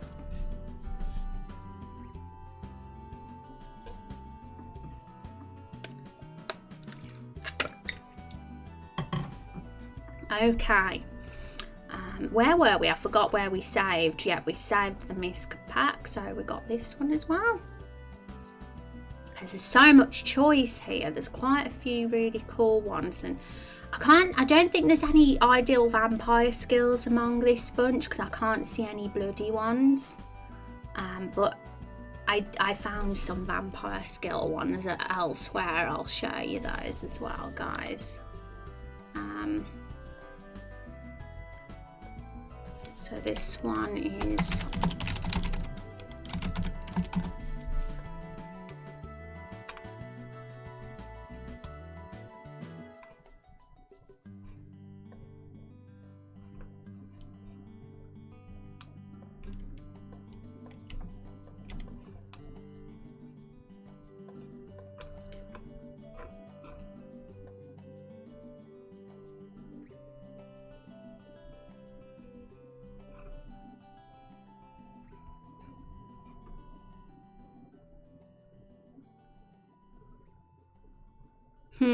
don't know what that is. Let me see. I think that's just a JavaScript file. I don't think that's any.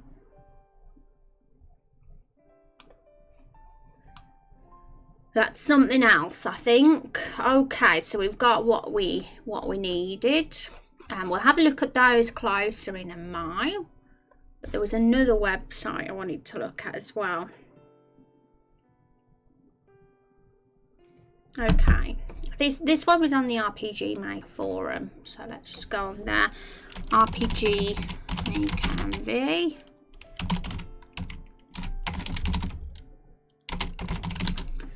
Okay, so here we go. Let's get this up.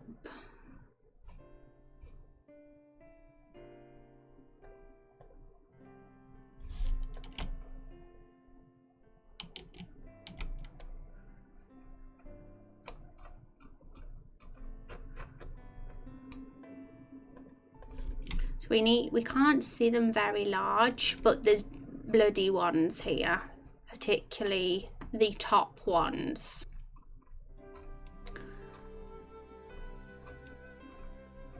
And these others could come in useful as well at some point for skills, who knows? Right, so let's catch up with chat. That tornado one looks like a leaf. That looks like a leaf. Seems like that one could mean the plant plucker is working. It's very redundant but pretty rewarding for choosing the passive skill. I agree, National. I think some kind of indication that it's worked, even if it's a passive, is a nice feeling, because then you know it's a plant enemy as well, because obviously that plant plucker, well, will squish it, sorry. Well, plant plucker and squish it are the same, aren't they, in a way? The only difference is one's for loot and the other is for lowering defense, but they're both just affect plants. So having some sort of visual indicator on both of them, I think, could be pretty nice. If we can do that, I mean, I need to look into conditionals with animations, but maybe it'll work. We'll have to see. I I've no idea if it works. I don't use them regularly enough for lasting changes because they are super expensive. They are, aren't they? It's crazy, isn't it? Why is it in Britain things like that so much? I don't know. It seems like it's more common in the USA than it is here for the teeth whitening stuff. I remember going to the dentist and asking about it, and apparently it's illegal. Some of it's illegal now. She was like, we don't do that anymore because it's the formula's too much, there are too many chemicals in it or something. I was like, okay. So, but apparently it exists in other countries, just not here. It was just one particular teeth whitening process. But yeah. Oh, why have we got lag? I don't know what's happening because we're back. We just had a tiny bit of lag for a second, but we're all good now. I think everything's working.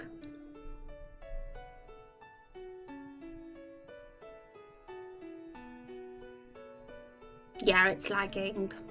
We're back though, aren't we now?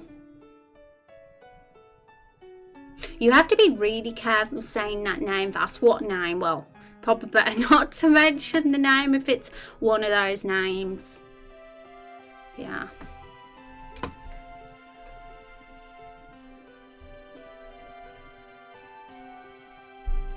Okay. And there's other ways we can search for skills as well, by just going RPG Maker animations and describing the skill. So if I just say I wanted blood, typed in RPG Maker MV animations blood, and we get all the blood ones. And some of them aren't a fit at all. But some of them could be, whoa, look at that one. Very bloody.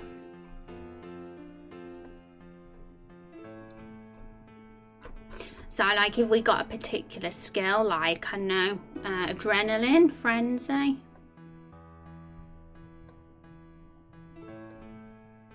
Arrow rain.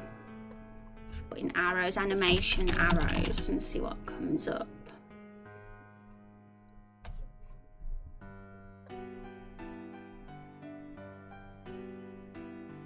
Apparently this one is arrow special. Can't see any arrows, but that's probably because it's light in colour.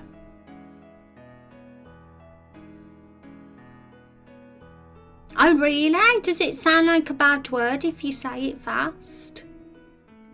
What sort of bad word? I'm curious myself now, honestly guys. I'm terrible with latching on to things like that sometimes.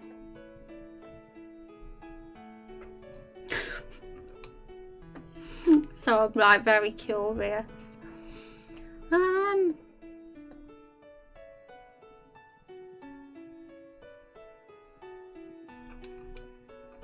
There's honestly, there's quite a lot here. Like all these sort of things totally work as animations. It's honestly just sorting through the bunch and figuring out which ones are going to be a good fit. Oh, that's a cute purple thingy.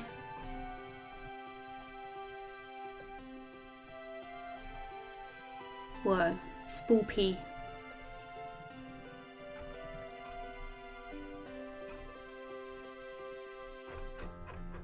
I don't know why those ones have come up for arrows, but yeah. There's some weapons here for some reason as well. But we should look through that collection that I downloaded, because there's about 100 or so there that I've downloaded. So it's definitely worth looking through them and seeing what we've got as well. But if we just need to like explore further, if not all of them fit, then we can always just Google, and you never know, there could be, we could be like, oh, that'll be cool, who knows. But I think for these ones, that could definitely be used for one of Rose's skills. But heads with the question of which one.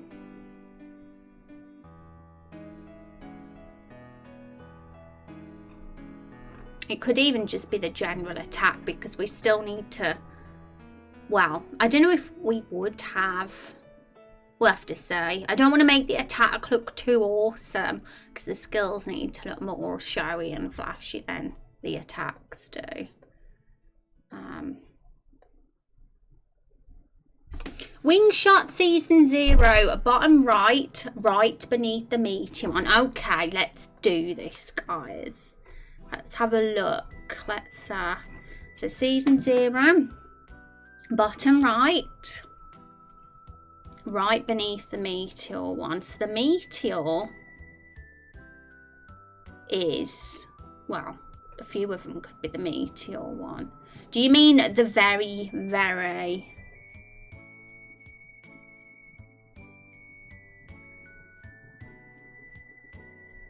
Do you mean that one? I'm probably way off. I'm the worst at doing this.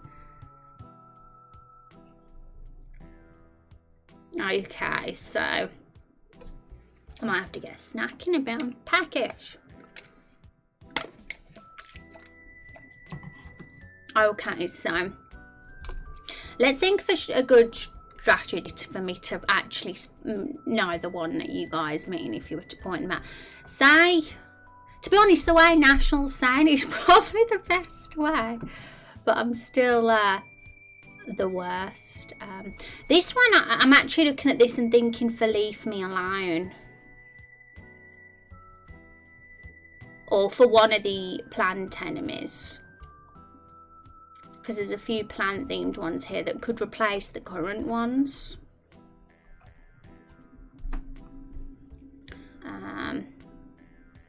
I'm assuming these are scalable in the program too. Say the colour of them too. Yes, you can. If let's get the animation section up just to remind ourselves how this all works. Can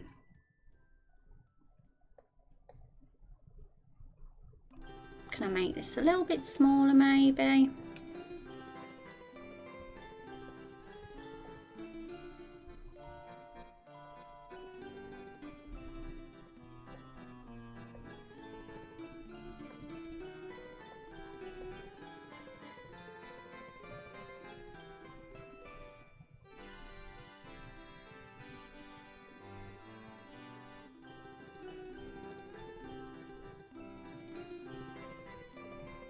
I think that's the most important. That's got all the important information on, so that's what matters. Yeah, the colour can be changed. I mean, we can always use Photoshop to make any visual adjustments if we want to, but it does let you, if I just quickly get the pop-up up. Some of the window captures don't behave themselves, so here we go. I have to manually do it sometimes.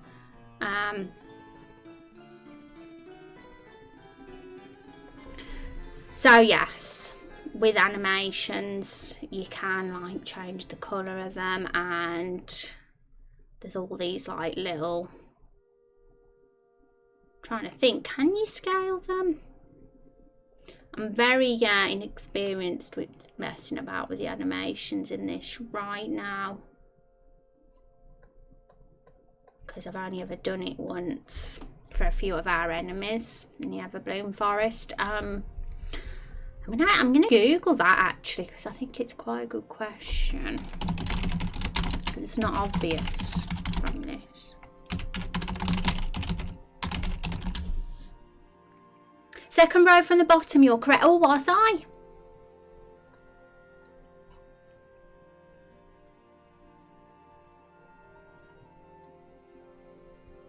Okay, so I'm going to try and remember those, National, for when we collect the animations in a sec. I'm just Googling something.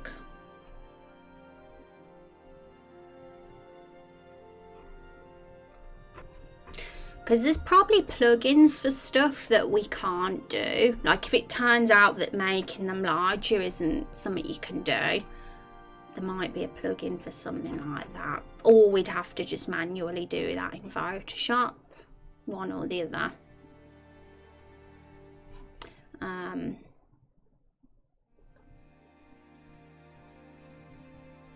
Okay, so back to the website.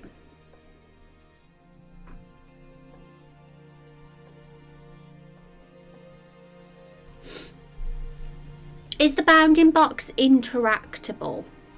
Yeah, I'll give you a little peek. I might have to like watch a video of how this all works again, because I've forgot with the animation section. But the enemy's there as an example, and you can go into each of the frames and shift them to your liking basically. And I've messed it all up completely, but we can just press cancel so it's all okay. And there's all these as well, like tweening and things, so I need to refresh myself on how that all works, because there's a particular way of doing it, and it can really speed the process up of getting the animations put into the frames. So just discard those changes. Can it be right clicked? Yes. So you can edit the properties and stuff as well, and there's blends and mirroring, rotating. Oh, you can scale. So let's just put that on 200% just to say, yeah. Yay. See, it's easy when you know, isn't it? That's such a simple thing. You're like, oh, you scale. And then you realise it's there all along. So, yes. That's a relief anyway, at least. Because we've done some so far for the toxic plant and some of our other enemies, but they might need a tidying up. And, so I just discard those again.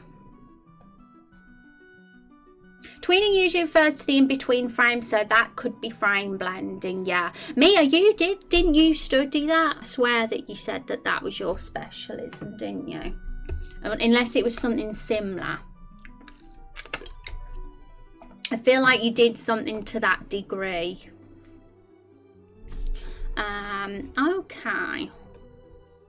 So let's get all this. I'm actually the ones that National said I'm actually going to just save in Notepad, because we'll go through them all one at a time,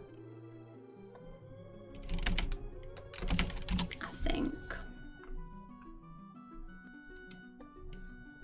So I've saved the ones National mentioned. Okay, so adrenaline is our first one, guys, which is the skill that increases attack and defense for warrior. And we all know what the icon is that we use, don't we? Let's get it back up again. So the icon was the silhouette that was like that, with the glow around him, as sort of representing, you know, getting stronger, attack and defense being raised. So obviously with this skill, he's going to be using it on himself. He's not using it on the enemy. So I suppose we'd want some sort of glow around the player. The animation would be on the player. I imagine something that would sort of look like this in a similar way. So let's have a peek at some of these and see if any are a fit that look like they're a glow. We can always change the colour, so we won't worry about how the colour looks, because if we want to change it to orange to match with the aesthetics of warrior, then that's fine. Like this one here, I think this was one National mention for another skill, but I mean, maybe it looks a little bit soft, so I'm not sure whether, but if it was changed to orange, it might be a bit better fit, because in blue it definitely looks very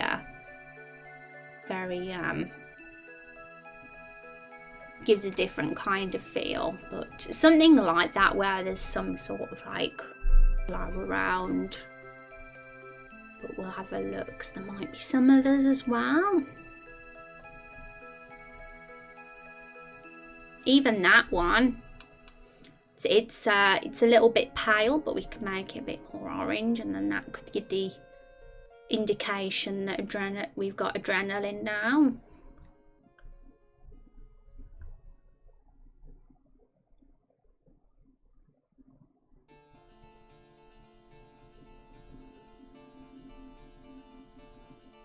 Like, these ones look good, but these ones would fit Arrow Rain, I think. I was thinking what would work for Arrow Rain, and I think something like that, because obviously there's rain, so you can't get more appropriate. And yeah, they don't look like arrows, but if we wanted to, we could always edit the information and the animation and put some arrowheads on some of them, because that wouldn't be too hard to add on some of the frames in Photoshop. It's quite simple, we can always say.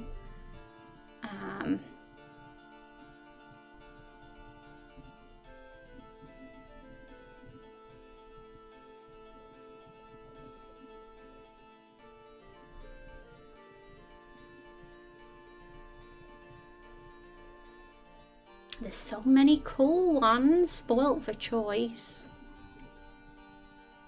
But I imagine adrenaline would be quite simple, you know, it'd be like a flash around the player and we'd see the brightness, but it wouldn't be like over the top or anything, it would last a second or so.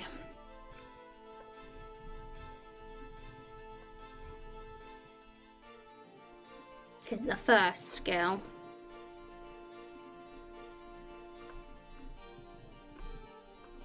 The ones we looked at, I feel like the Season 0 ones I pointed out, either this one or that one. Feel like they fit the most for being around the player for adrenaline. I studied animation, yes, during my time doing media studies and film production. I use After Effects. Though awesome.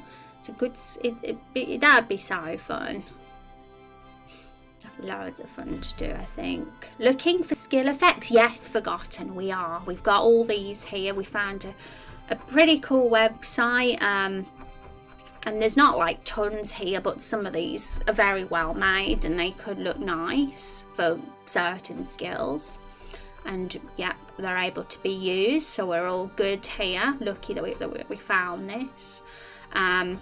But as for the animations, we'll probably be using crediting multiple people for these. I could see us using lots of different ones rather than the same artist, because for our battlers, we're sticking with the same artist for our enemy and boss battlers because for consistency in style.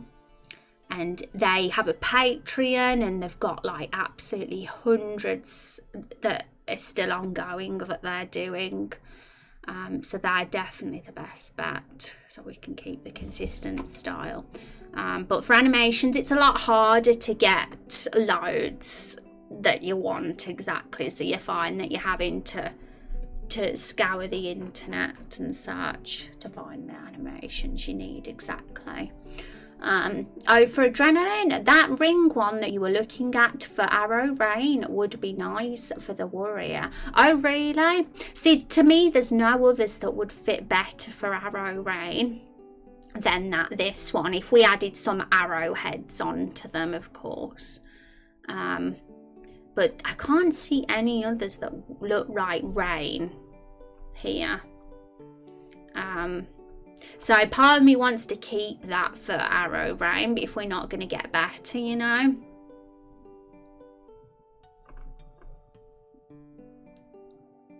It's prioritising what skills need to be for certain skills because they're unique in how they look. Whereas adrenaline to me is quite versatile. It's flexible with how it could look. But Arrow Rain, it's very specific.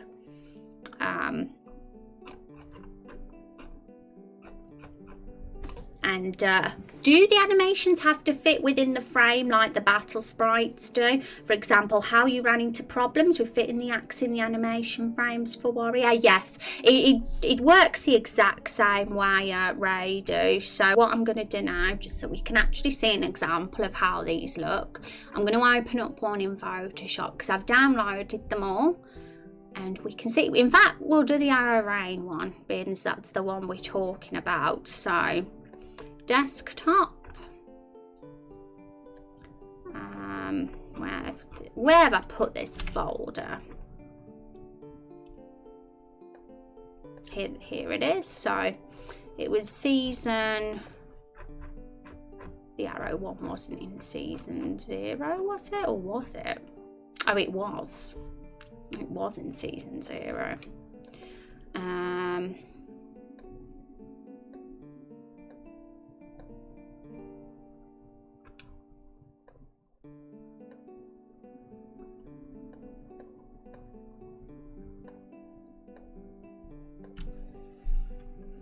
So where is it hiding? Because we've got quite a few assets here in season 0, so there's a few to try and spot the one we want.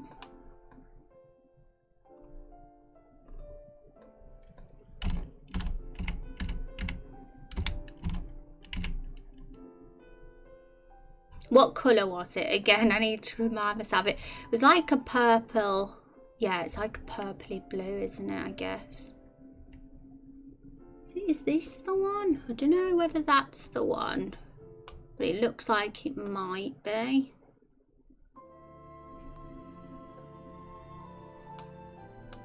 Ah, see, this one's different. The rain looking stuff is going upwards in that animation, so it gives the impression of being more of like a healing item or magical power. But this one, the rain's going down, so that definitely gives the impression of rain. They're both very different, you know. Then when just switching it around like that makes it such a different animation. Or season 1, second over row 1. For which one? So season 1, second over row 1. Ooh, do you mean this one? That is spoopy. I really like that. It just, I'm trying to think what skill that'd work for, because to me that is fancy and you'd want to be saved for something super specific, because it looks really cool. I'm kind of wanting to be careful that we don't use too many cool looking animations too early game, because we want to save all the fancy ones for some of the ultimate or more, you know, later skills. So it can be very tempting to go for them because you're like, whoa, they look good, let's pick that one. But then you realise you've used the best looking skill for an early level skill. Is there an interface for animations affecting multiple enemies? See, that's where there's a few limitations with RPG Maker, I think, because it only has... It shows you, like, for example, we had an enemy there as an example. And it lets you change the target, but it only lets you have one there as a target. But AoE attacks are a thing, so that's what Arrow Rain is. It's an AoE, it affects multiple targets, but we don't get to see what the animation will look like until we test it in the battle system, I guess. So sometimes actually testing it is probably, it's a bit more time consuming to actually do it rather than in the engine, but sometimes that's how you know how it looks, and you're like, yep. So what is the frame size? It's 64 by 64, isn't it? We'll have a look now, because I'm actually not very aware with animations. I think the animations are much larger actually, because some of them are quite big, but I can't be 100% sure. Let me just, I'm trying to find the Arrow Rain one, but I'm struggling to find it. Here we go. I'm gonna put a grey background behind it though, because we can barely see. So here we go. So this is just an example. I don't know if this is the Arrow Rain one. In fact, no, it isn't. This was the other one, the one that I says could be a potential candidate for adrenaline, but National also said it suited one of the other skills as well. So we could use this one for a couple of them, but let's just see the canvas size a sec. So it is 960 pixels wide, this is, and it's by 5. So what's the calculator for that? I need to get the calculator out. 960 divided by 5 is 192. So this grid is 192. I'm not sure in length though, we'll have to see, because it might be different in length. But let me just get the grid up for that.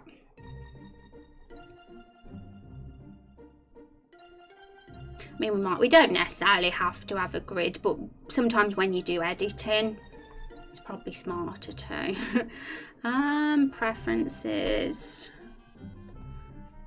grid. So everything is different. Like for the icons, it's 32 by 32. For the tile sets and the walking sprites, it's 48 by 48. And for the battlers, it's different. I forgot what the number was again. It might have been 64 by 64. But one thing about Raindrop Chronicles, we're doing double. So whatever, although it's 48 in the engine, it's actually 96. Is that is 96 double? 48. Oh my god, it's actually 96 for what you'll see on the screen, because we've times 2 the visuals for Raindrop Chronicles, because we're actually playing the game in a higher resolution than the default. The default resolution for RPG Maker is a square, but we're using the aspect ratio of, is it 16:9? The very common one that applies for 1080p screens and 720p screens. That's the resolution that we're going to be playing Raindrop Chronicles in, and I like that more. But unfortunately, having it like that made the sprites look tiny on the screen. So I had no choice but to zoom them in by 2. But it all looks very good, and it's crisp as well. So it's definitely a good design decision, I think, for the game. Just you can see more on the screen, and it's just but at the same time you're not so tiny that you can see too much either. Right, the balance is about right there. I think it could work with healing too, yeah. And some of the animations we can reskin, you know, like this blue is beautiful, and it'd be perfect for either an healing item or a healing spell that fits with a blue colour scheme. But, you know, changing it to yellow could give it a completely different look. I don't know if I want to mess with hue and saturation, but we'll just do this for quickness. I'd rather change colours another way, to be honest, because I don't like how hue and saturation look. So, for example, that's just one. And I'm not sure we're going to use this one for adrenaline, guys, because this one could be better for other skills, but it was one that could work for adrenaline.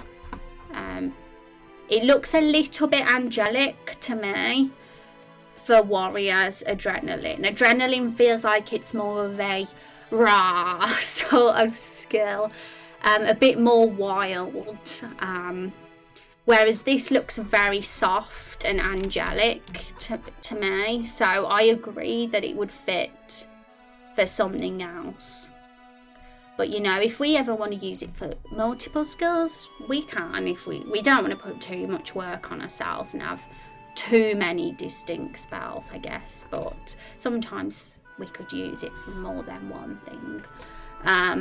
I thought about getting a skill animated with my wife in it. That sounds absolutely lovely. Honestly, Ray, if you want to commission work for this game or even do it yourself, well, I know Van has done his himself because he's an artist.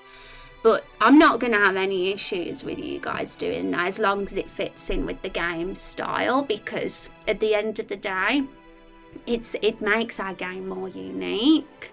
And it makes it just better, so it's definitely not a problem for me. And of course, I keep this a zero budget game for myself, so I don't go overboard, because I'm a starving creative at the end of the day. But you guys, it's really awesome if you do that. I'm certainly going to be all for it. So totally, if you want to do that, then yeah.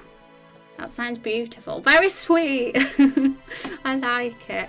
But yeah, 192. So I'd like to confirm that for you, because I'm not 100% sure how these animations work and whether it's consistent between animations. So let me just get a few up, just as an example, because I think it might change between animations.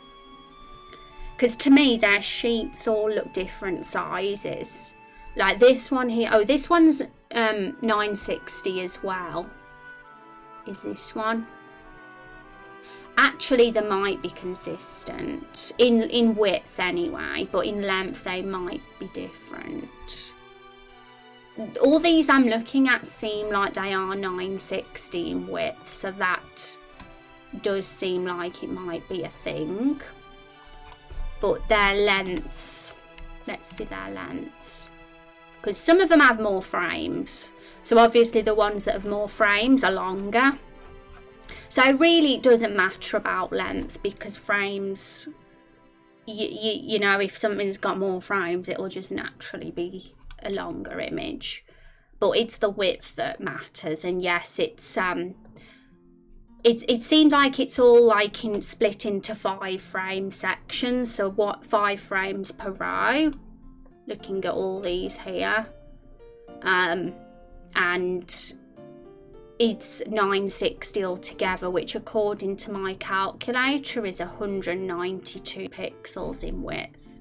So yes, I know I was rambling on about Raindrop Chronicles being a ×2 zoom, but that doesn't matter when it comes to assets, because we just do the assets as we've got them, how they naturally are, and the game itself via a plugin deals with the zoom for us, so we don't have to deal with that side of things. We just have the assets as they are.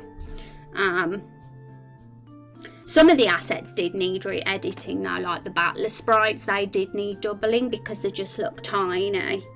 So, but not all of them do. Most of them are fine. Right, so let's catch up with chat. Could rotating the animations also help depending on the usage? That's good too. I think that's a good idea when it comes to like reusing certain assets. Like if we wanted to use the same one and give it a different use, we could rotate it by 90 degrees or even flip it vertically, and it could give it a different look and be useful for another skill.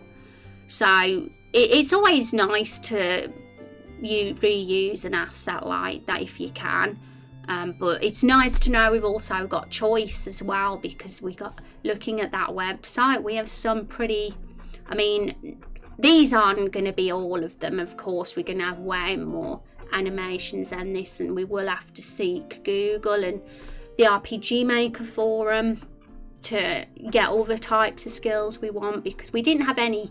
There's no vampire looking bloody skills here, so I had to Google them and I found those two. Potentially the cross one could work too, but that might be useful for a more melee weapon kind of skill actually. But those two definitely could fit for Rose. And there's loads here as well. And as long as the terms of use allow it, then we can use what's on Google Images as well. So, I I'll have a think about animating some stuff too, getting a list. Yeah, like guys, if there's there's never any pressure or nobody has to do anything, but if anybody voluntary wanted to do stuff, then I always say the only rule is as long as it fits in with the rest of the art style, and if it meets that, then yes. So that's a potential problem though, right? You have to make sure you get licensing to use it. Yes, that is something you always have to check, because every artist has different terms of use, and it's usually always there in plain sight along with the assets. So for example, on this website they have it right here. So all they want, which honestly most of the time it's this for everybody, but it does tend to change, so you can't always guarantee it. Most of the time they just want you to credit them, but they sometimes require you to also notify them that you're using their assets as well. So I'd probably do both anyway. I'd obviously credit, but I'm very much probably going to email each person I use the assets of and let them know what I'm using anyway, because I'm just polite like that and I want them to know. And so yes, so there we go. And is the game a set frame rate? I think it is. It should be somewhere in the engine settings what it is. Let me double check, because I can't remember if it was 30 frames a second or 60 frames a second. I always think it's 60, because that's how we deal with frames in RPG Maker. Everything is done from the 60 frame a second. When we do cutscenes, everything goes by that 60 frames per second. So I think it must be that, but I'm not 100% sure. But I think it's that. So the length is 192 per frame. But it could be 30, you know, it's either 30 or 60. I'm not 100% on that. Yeah, 192 right, so that's the main thing you have to remember. So and I've opened a few and it definitely seems that's how they all are, but I'm going to open a couple more because I want to make sure. I'm going to look at some of the ones I've already got actually. So there's already a few in the animations folder, so I'm going to open them up too.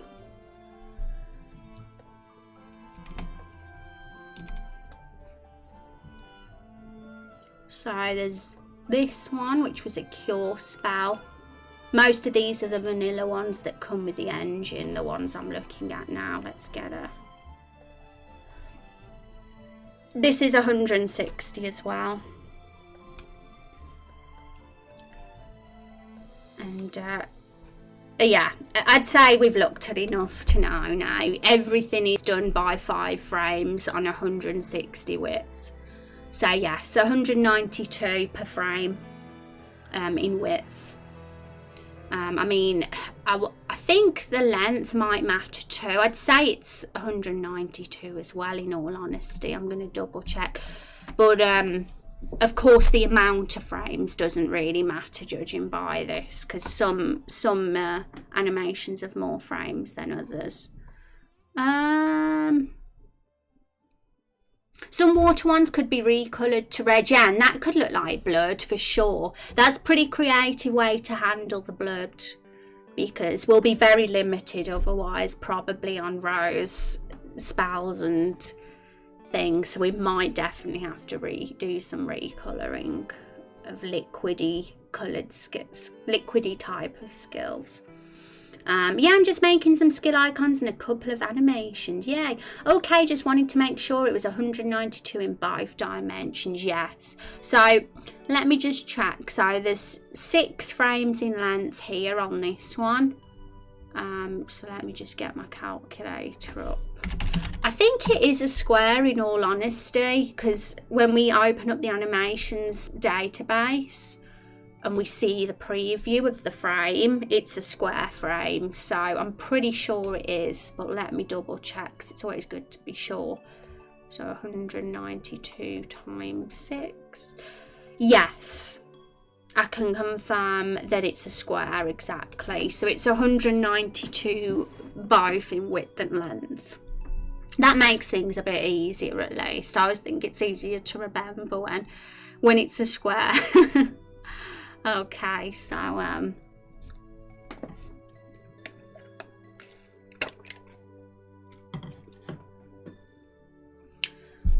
am hungry. Oh my goodness. There's no point me getting a snack now though, because it's getting too close to my dinner time. Right, so let's get back to the task. So I'm going to cross off any of these spells that aren't relevant right now. Okay, so we'll just go back to the website, because we do have 12 skills to think about here. And you know, it's a lot of skills to remember while we're looking at animations. So sometimes you're like, oh, which one should we focus on first? But I'm thinking adrenaline first, just because it's the first one on the list. We also need to consider the Dawning Wolf as well, which is a summon, but I do believe we've got wolf assets. And I need to look into how summoning works, because there's multiple plugins and methods, and I need to see which one's the best. But I believe, I'm hoping with summoning, it will call a sprite of the creature or the person that we summon, and they will be able to do something in battle to some degree. So we'll see with the summoning. But we'll think about the other 11 skills for now before we think the summoning one, because it's a little bit more complex. Okay. So there's so many here staring at me that I don't even know where to begin with them. So for an adrenaline, I'm thinking that one now, actually. Just making it more of an orange rather than a yellow. Because this one here, this really nice blue, is much softer. Too soft for warrior. Warrior's fearsome. Warrior's the fearsome one. So you want more, you know, violent looking animations. And this one is like a burst. It's like a burst of energy. And it could kind of fit being around the warrior player when he uses adrenaline. I just think if it was a bit more orange, it'd be cool. So I'm looking at all of them, and honestly that one strikes me as the most suitable for adrenaline, that one there. Some of them that could have been appropriate either fit better for other skills or are a little bit too delicate looking for warrior. And I'm still attached to that for Arrow Rain. I just want to add arrowheads on it and probably change the colour from purple to something else, because I don't know if purple would suit. Hi Block, how are you doing? Welcome to the stream. How are you doing? Let's catch up with chat just quickly. Nearly 600 raindrops. Next goal is 1,000 raindrops. Right. So far we've got Plant Plucker, Arrow Rain and Adrenaline. Yes. So let's remind ourselves what other skills, because before the end of stream I'd really like to have at least considered all the skills and matched up some animations to each of them. So let's what we can do, I'm gonna get paint up, because I think this will be easier to do it in paint just for this. So where's paint? Just because it's easier to just take screenshots in paint and of websites and so I'm gonna colour it in grey so I don't blind you all. Don't want to blind you guys. So what I'm gonna do is we're going to match up animations to our skills. So first of all, we'll start in order. We'll keep things ordered. If you guys see a skill and it suits another skill, just make a mental note of it. Feel free to start saying chat, and I'll just quickly copy and paste so we can get it up when we talk about that skill. So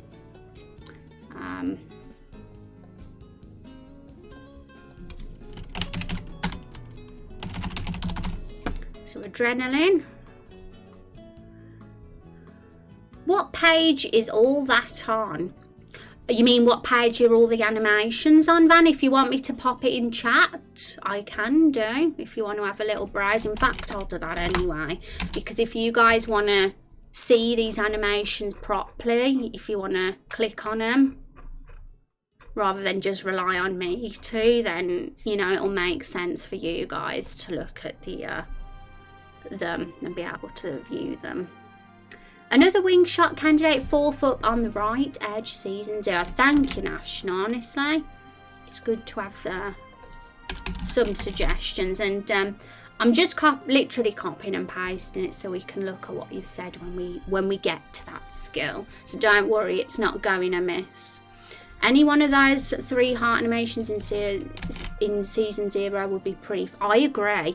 I think just making it more of a red, like a blood red colour, would be ideal, but the animation itself for heart sounds perfect, especially because we've got that for the icon, you know, and I think that's what I kind of want to make sure we do in a way. Let's just turn off paint. Is make sure that when we do these skill and animations, we're matching them as close as possible to what's in the icon, if we can, you know, like visually make them connect, because I think that's the trick of making skills memorable and distinct. If like what the animation is completely different from the icon, it's hard to remember it sometimes. So I think that's perfect. And I think because transaction is a heart, it makes sense to have an actual heart for the actual skill animation too. Okay then, so back to what I was doing.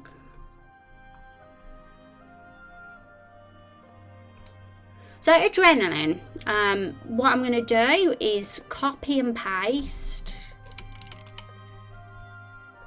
because we've not got too long of stream left now, so I want to do this in the most efficient way possible, really, so we can get all these ideas in before the end of stream. What I'm going to do is this, guys. I'm going to take screenshots of the animation that we're matching up for each one, rather than write row this, row that, because I might, you know, it's nice to see the visual there as well, and it's more, you can actually see which one might work best that way.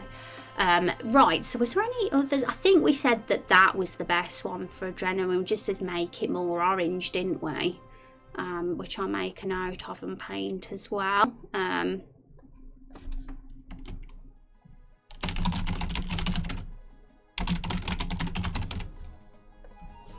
So make more orange. So just so we remember.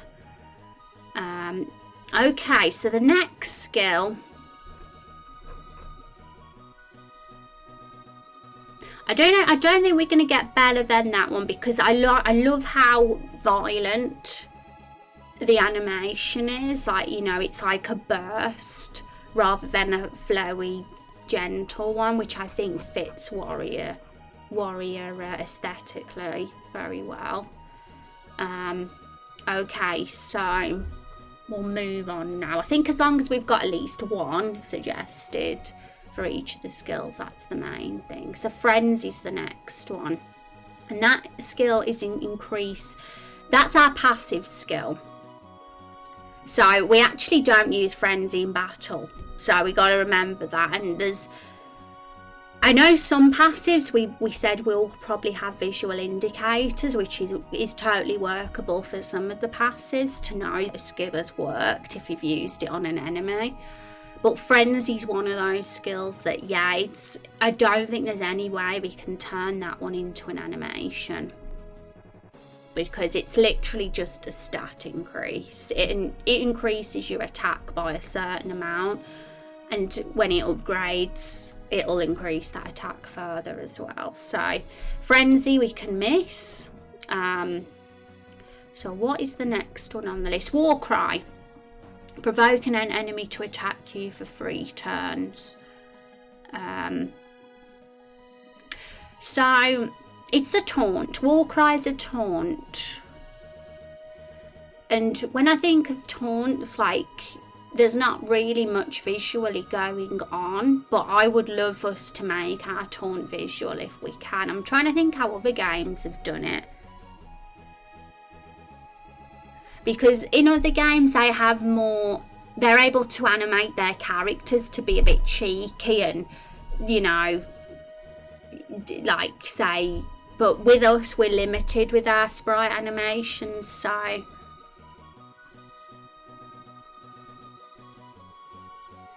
I'm trying to think of like what we've got here. I mean, let's have a look at a battle sprite and see if there's any that would fit with taunt, because we could, I think it's simple enough to make one of the battle sprite frames be used for a certain skill. I don't think that's a problem at all. So I'm just gonna quickly just look, just because I think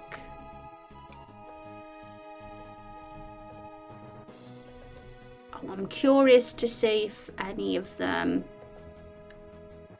look cheeky, like the sort of a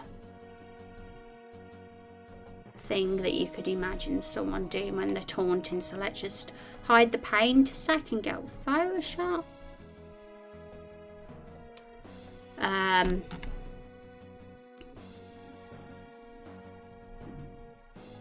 I suppose one of the angry looking faces, I guess, any of them could be seen as a taunt, like that one or that one. Maybe those two in the middle, maybe. But yeah, would we literally just have the character doing a quick animation like that, like changing their pose, or do you think we need more, like an actual visual animation to go with that taunt? Because I like to, if we could, if something was a fit. So let's have a look. I'm going to catch up with chat as well, because I see that you've been saying stuff, guys, so don't want to miss it. Warcry, it looks like it needs 2 animations for that one, and 1 for our character and 1 for the enemy. Yes, that's a good point as well, because 2 people are affected by that skill, the player and the enemy. The player who is doing the Warcry and the enemy that is being taunted. So that's a good point, National. That's something to consider too. So you could do in 2 parts, have small effects on the player character and have a steamy enemy red angry symbol on the enemy, like yes, see, that is I think what it was. I knew something was missing. I was like, yeah, I could imagine the player doing a pose, like an angry face maybe, like I just showed on the sprite sheet. I could easily use a little script that pulls the certain frame of the sprite sheet for that skill. I don't think that would be hard to do. I'd have to look into it, but I think it's possible. But we'd also want that indicator on the plane. I think something angry, like, you know, that, like you describe, like in that, if we can get something similar to that, then that would be great. And maybe none of these here would be a fit. We might have to look on Google Images or the RPG Maker resources in the forums to see if anyone's done anything like that. So I'm actually gonna make a note of these things, guys. So I'm also gonna include the passives and say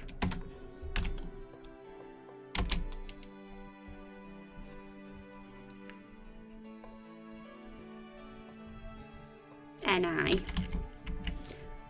just so we know, because otherwise I might forget and think, oh, we missed one skill.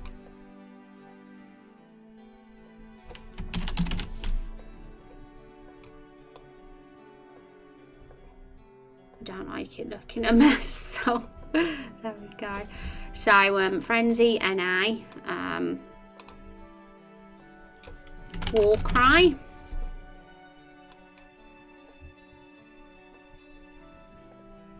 But it's going to have to look a mess because we're running out of time. So I'm going to just write down 2 animations.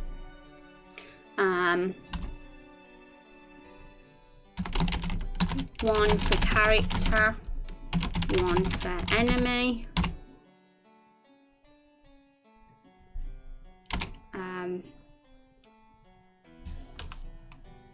Let's make this a bit longer.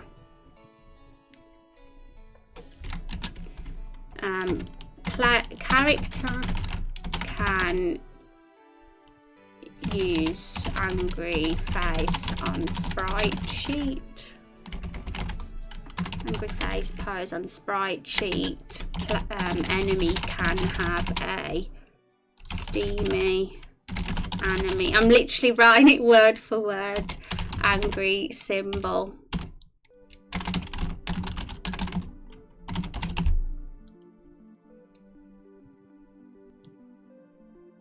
On the enemy.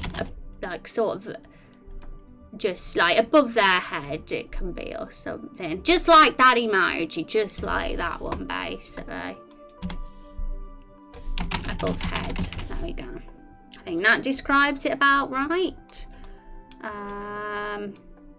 So the next one, guys, is Squish It. And I think National mentioned something for Squish It, didn't you? So Squish It, just to remind ourselves, is the passive skill that decreases any plant enemy's defense. And it's a passive skill now. It never used to be. It used to be an active skill that you had to physically use on the plant to lower their defense, but I decided to change it to a passive simply because we could have absolutely loads of these kind of skills for different enemy types, and I didn't want to have you guys have too many active skills in your skill box getting crowded, because it can be a pain, you know, when you've got all these squish its, crush its, and for all these different enemy types over time, and you can't find the skills you need that are relevant to you because they're getting in the way. So I think making it a passive skill and automatically doing that on plant enemies once you've learned it feels like it is more useful. It's just thinking of a cool animation for it. So, does RPG Maker have sprite manipulation? What do you mean by sprite manipulation, Mia? Feel free to expand on that because I want to make sure I've grasped and understood exactly what you're asking. That flame animation, bottom of season 0, would match the war cry icon. Maybe if we make it tiny and put it over our character's head, and maybe the same animation over the enemy's head. Let's have a little look. So, was it bottom of season 0?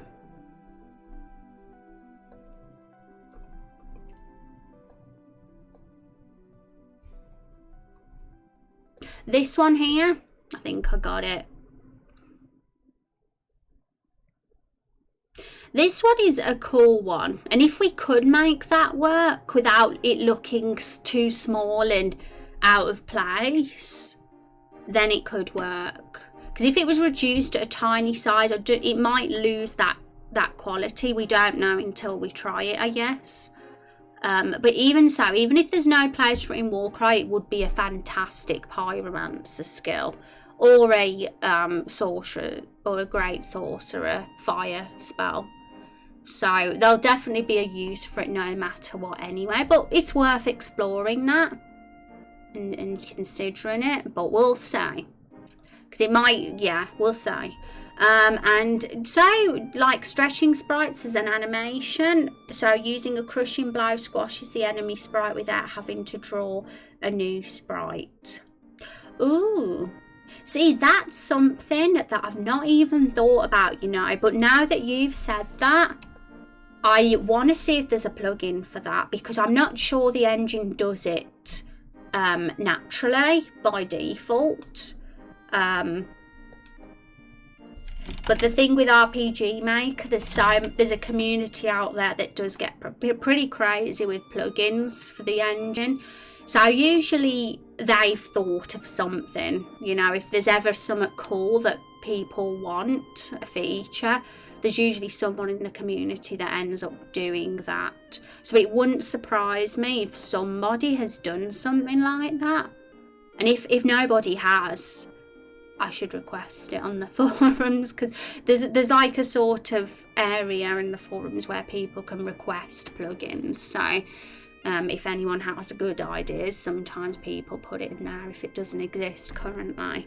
So yeah, that's pretty cool, and it would make things interesting if that was a thing. So I think it's going to be worth me having a research into whether that's possible. Okay, so I'm going to copy and paste what National said as well and pop that in for the Warcry, just so I don't forget, because it's something I want to at least look into for Warcry. Okay, so squish it third up from the bottom left.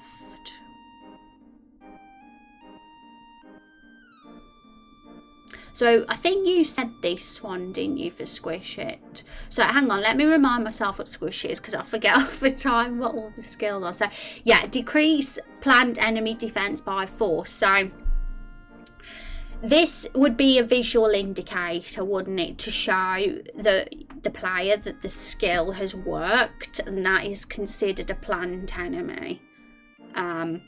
That squish it has worked against, because sometimes it's hard to know. Sometimes you might think, well, is that a plant enemy or is it not classed as a plant enemy? And it would be great to have an animation to be on the enemy to show that it has worked and has affected the enemy. So I do definitely agree with your point there. Not every passive skill we need to skip, because some passive skills we might want to show a little bit of an animation on to indicate that the skills worked. I just want to show as an example, if we look into our enemy database, I've put here as a state rate, I'm squishable, to show that he is classed as a plant, that squish it can be used against. The mushroom's also squishable. The flower's squishable because that's a plant. The bee, however, resists, so I'm squishable. That's a state resist, because it works on the others 100% of the time, but on the bee it doesn't, and that's because a bee isn't actually a plant, it's an insect. So you know, it wouldn't be effective on the bee enemy. We'd have to unlock a passive that reduces defense from insects later on in the game. Deer as well. A deer isn't a plant, it's a mammal, I guess. So, you know, that wouldn't work for that creature. But, you know, not every creature in the Everbloom Forest is a plant, but most of them are. The stump is, it's a tree. The same with the tree. So trees, plants, that is all classed as being squishable. Same with the apple, the lemon, tomato, plum and blueberry, the bosses. They're fruits, but they're in the plant sort of little group. So one thing I want to say about our game, which I don't want to put immunity on bosses. I really don't. That is one pet peeve of mine in RPG games, when bosses are immune to everything, because it takes the fun, in my opinion, out of a skill. When you've got all these skills and you can't use them, there's nothing more frustrating because of immunity.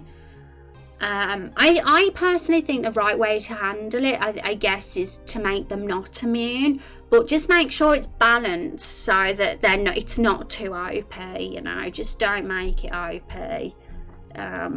So you don't need to have it so that the poison or the element is destroying the boss. Just have it so it's doing a bit of damage, so that the player actually feels like the skill is worthwhile somewhat. Because, immune. I don't know what you guys think about that, but it is a pet peeve of mine. Immune.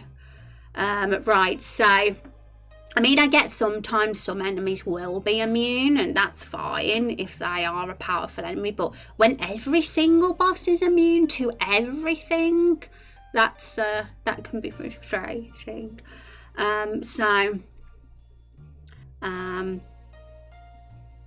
That bursting animation second from the left, fourth row up from the bottom would be a quick clean indication that Squish It is working, and we can recolour it depending on which passive is working on the enemy. Squash it for bugs, yeah, or something like that. We are going to have themes with the Squish It's, like for the rock. I mean, we all know, most of us know that the next dungeon we're going into will be a cave.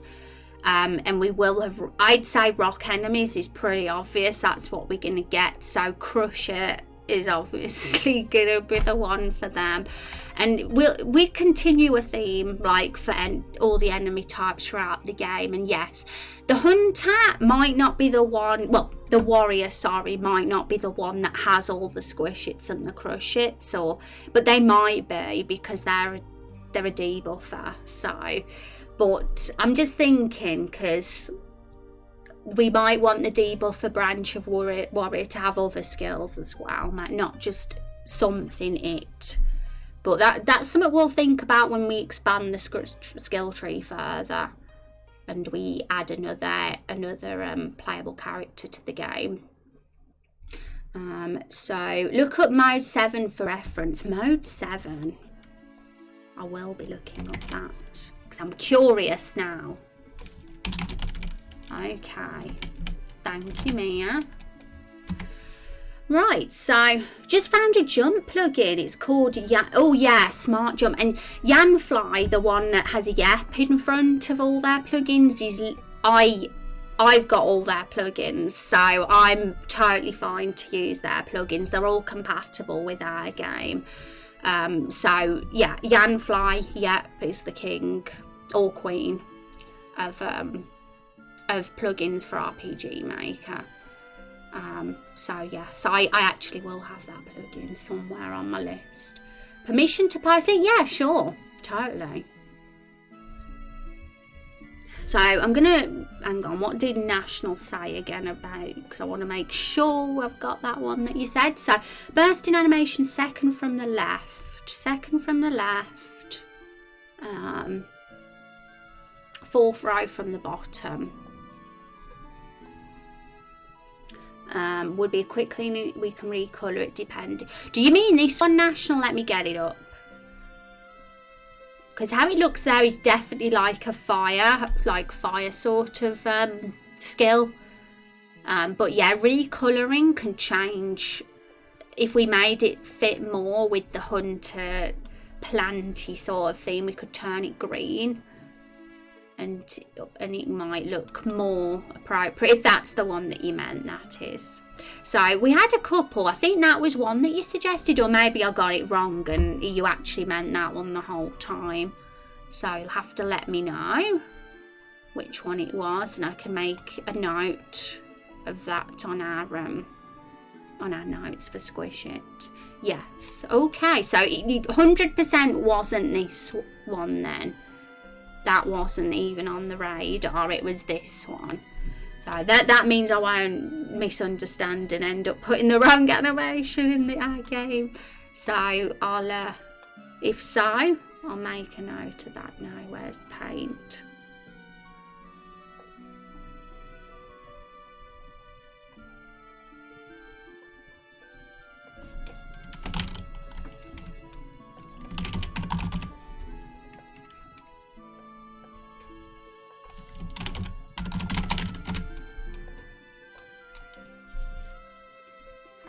Oh, thanks for that link, Mia. Have a look at that one too. And yeah, jump, like, as well, like, because you mentioned jump, that'll be perfect if we have, I don't think we've actually got a dragoon character on our playable character list, come to think of it. I don't think dragoon's even there. So that might be one we want to add to our playable character list, so if people do meet the raindrop requirement, have the option to be that if they wanted to, because that would be the jump person. And so mode 7 was a thing for SNES that allowed moving sprites in 3D space to create. Okay, that's awesome. I'll have a look at that, but thanks for the link, because it's always more helpful when you've actually got a video or a link that's a reference to it. But I'll look into it, because if that's something that could fit and work in our game and make visually look better, then yeah, it's definitely something to consider. Both were right for squishy. Oh right, so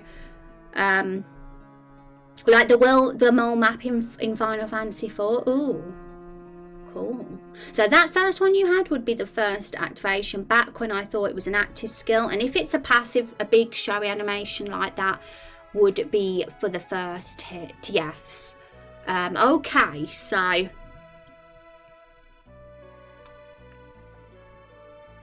but yeah, and after that point it wouldn't keep showing every time you hit the plant. It would only be on the first hit for the passive as an indicator, I'm assuming. So okay, so yeah, that makes sense. The second one is a little more subtle and fits more as an indicator for the passive. So what I'm going to do is take a screenshot of that one, just so I can remember what it looks like as well.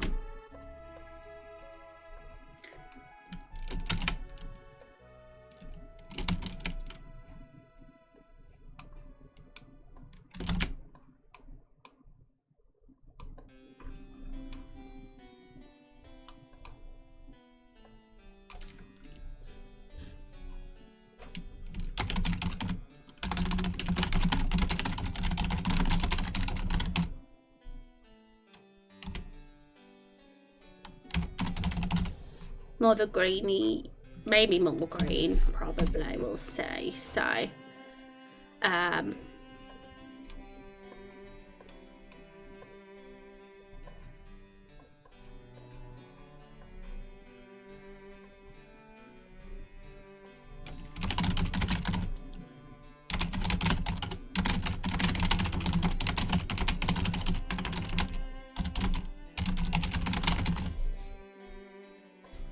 yeah, and that makes sense. Okay, so we've covered warrior now. Let's just have a quick look at what else we've got. So what are the passives here? So we have the plant plucker, which is the passive that we've got for hunter. Gain double loot from plant day 7. Now this is something we'd know when we see our loot at the end of the battle, because say if there's 2 toxic plants that you're fighting, if you've unlocked plant plucker, you'll have and they drop an item each, you'll have 4 of those items, whereas if you don't have plant plucker, you'll just have 2, 1 from each drop. So you'll get double loot from plant-based enemies, and there doesn't, I don't think I mean, we could always treat it like we did squish it, but I don't think that's necessary, perhaps, considering that when we get the loot, we'll see that it's worked anyway. That's clear. So that might be one we don't need to have an animation for. But Dawning Wolf, we'll leave Dawning Wolf because we haven't even done the summon yet for that one, so we'll have to put it to the side. Wing Shot, deal a normal attack that lowers speed of enemy. So Wing Shot, now we talked about Arrow Rain, we've already got the animation in mind for Arrow Rain, we just says we'll add some arrowheads on it, so that one's sorted. But we haven't talked about Wing Shot yet. Now, I don't know if there was any more arrow looking skills, but we don't necessarily have to have arrow looking skills. We could just pick something that we feel would suit a skill that meant that the speed was being lowered, because that's what Wing Shot does, it lowers speed. So I don't know if there's any here in particular that signify, give the idea that the speed is being lowered. We'll have a look through.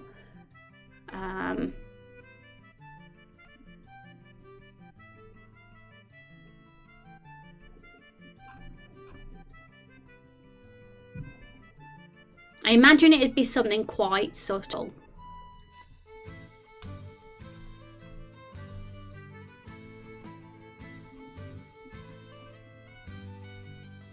Because some of these animations might be a bit fancy for such a simple skill as wing shot. Ooh, blood. That's a Rose skill. Well, funnily enough, the blood bit looks like it'd be a good skill for Rose, but the actual hit would fit more with wing shot to me. So it could be, if it was like rotated a bit, if it was more horizontal. So that's what I'm thinking anyway, because there's no others I'm sure of. And yeah, we've got the default ones in the engine already, but we don't want to use the default ones, guys. So and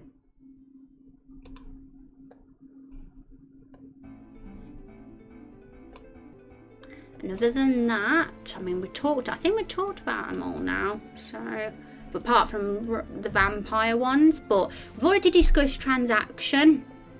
We're going to use one of the heart ones. Let's have a quick look at the heart ones, just to remind ourselves. Just use the blood then. Separate that animation into the blood and cut. Yeah, I think that's what we'll do, because once they're all in Photoshop and all the frames are separate, you grab what you need, don't you, and you delete what you don't. So that's probably what I'll do. Use the blood for one of Rose's and use maybe this one for wing shot with a rotate. Okay, so the heart we've got.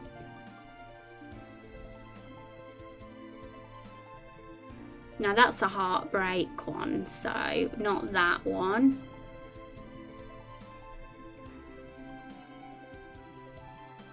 Something like that could work if it had more of a blood red sort of colour. Or that one if it was blood red. So one of those two maybe. I'm going to still look on Google to see what heart animations are out there. But, you know, those ones are decent if there's none. And I think with a recolour they'll look much more appropriate probably. And vampire themed for Rose's transaction skill. And rush. Now drain and corrosion. I imagine corrosion being like a pool of blood.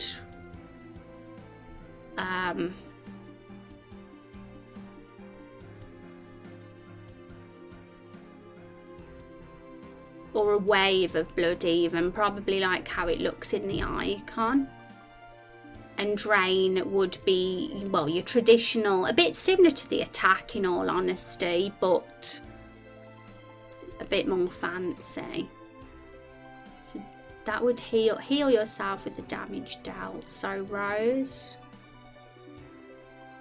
Yeah, I want to look at some drain animations in other games for inspiration for that one, because drain's a pretty popular skill. It's a very popular skill that's used a lot, so I'm sure there's some videos I can look at for some information. Now, yeah, we've talked about corrosion being a sort of puddle or a wave, something like that would be fine. Now, rush is an interesting one, because rush gives an extra turn, and I would want something visual to indicate that. Even though it's obvious we've got rush, because we'll see that Rose is getting more turns, that'll be obvious anyway. But it's still nice to have some visual indicator for rush, I think, even if it's subtle. So I don't know if any of these fit. Rush is an interesting one, because all it is gain an extra turn. So it's speed, isn't it? It's speed, but similar to wing shot, except the opposite, because instead of losing speed, you're gaining it. And turns is all about speed with our turn-based system. It's like Final Fantasy X's CTB. For corrosion, turn sideways, the raining meteor attack, season 0, second row from the bottom. Let's have a look. So second row from the bottom and raining meteor attack. Let's find it. Where's it hiding from us? This one here.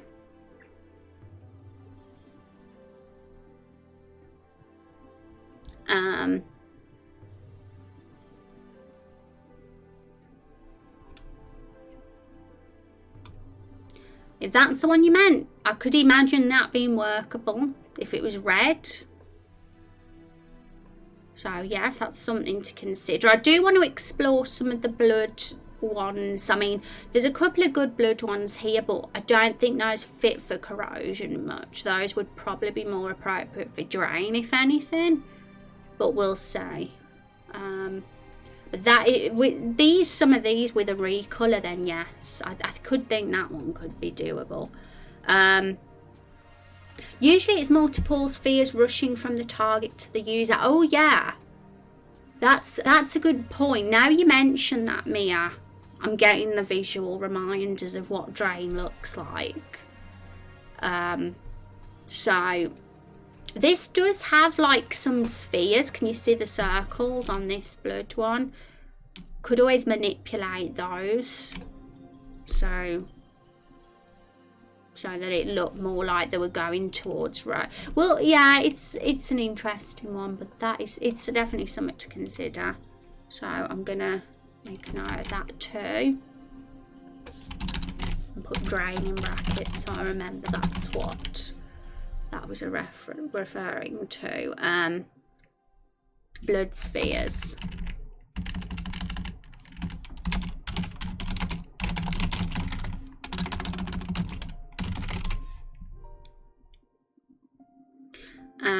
That Cool Sphere Season 1 bottom row would be great for Rush. Oh, yes, we need Rush ideas because that's the one I'm drawing a blank on at the moment. So, Cool Sphere Season 1 bottom row would be great for Rush. Okay, so this one here, or that one. That really signifies speed to me. At first I thought you meant that one, but then I saw that one and I was like, oh yeah, that's very speedy looking. So for sure, I can't see any others being better than that for Rush, unless there is, but I can't see any, so I like it. Right, so let's catch up with chat again. You could potentially make something in After Effects if you have it. Oh, see, I don't own After Effects, but I've always wanted to learn After Effects. Just time, isn't it? Because I could imagine it's not an easy software to use. I mean, it's one of the ones I never unfortunately got round to using, so I've always been curious about it. Corrosion could be more acidy, right? Yeah, that's true as well. That's a good point. So I'm also going to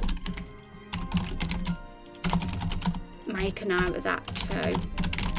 I'm doing it in Notepad now instead of Paint just because it's a bit quicker. But Paint was good to just get the images in. But we've not really done as much as we thought, but still. We've got some screenshots for some of the animations.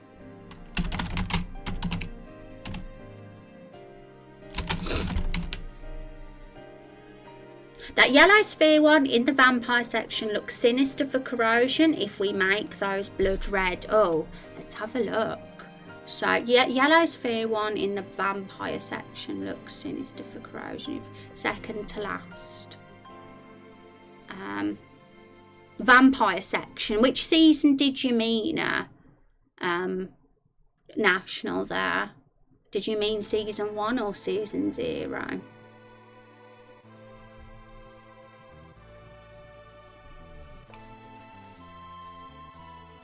Rush could be a small clock animation. That's a point too. For sure. Thinking about clocks, we do have a time mage in our game, so clocks would be great for them. If there was clocks, which I'm sure there might be somewhere on Google. But yeah, thinking it because Master Emerald's character is actually a chronomancer, which is a fancy word for time mage. So yeah, clocks will be that person's thing. The one where we pulled the blood ones, it's a separate page, I think. Oh yes, okay. Cool. I wondered if you did mean that page or this one. So there we go. So if we make those blood red, yeah. Because they're meant to be coins, I think, funnily enough. But you'd be surprised with what you could turn things into with a recolour. Sometimes you got to do it. But yeah, that's something to consider. I mean, there was a few. I think you mentioned one. I don't know if it was that one national, but I think it was. To me, that could, if that was turned into a blood red, even that could work. But I agree with what Mia said. Something about having it be acidy looking could work visually for corrosion too. And I don't know if any of these here have an acidy look to them. They might. We might have just missed them. Because the word corrosion's very acidy. Even something like this, if it was changed to blood red, could work. Not that one, that one.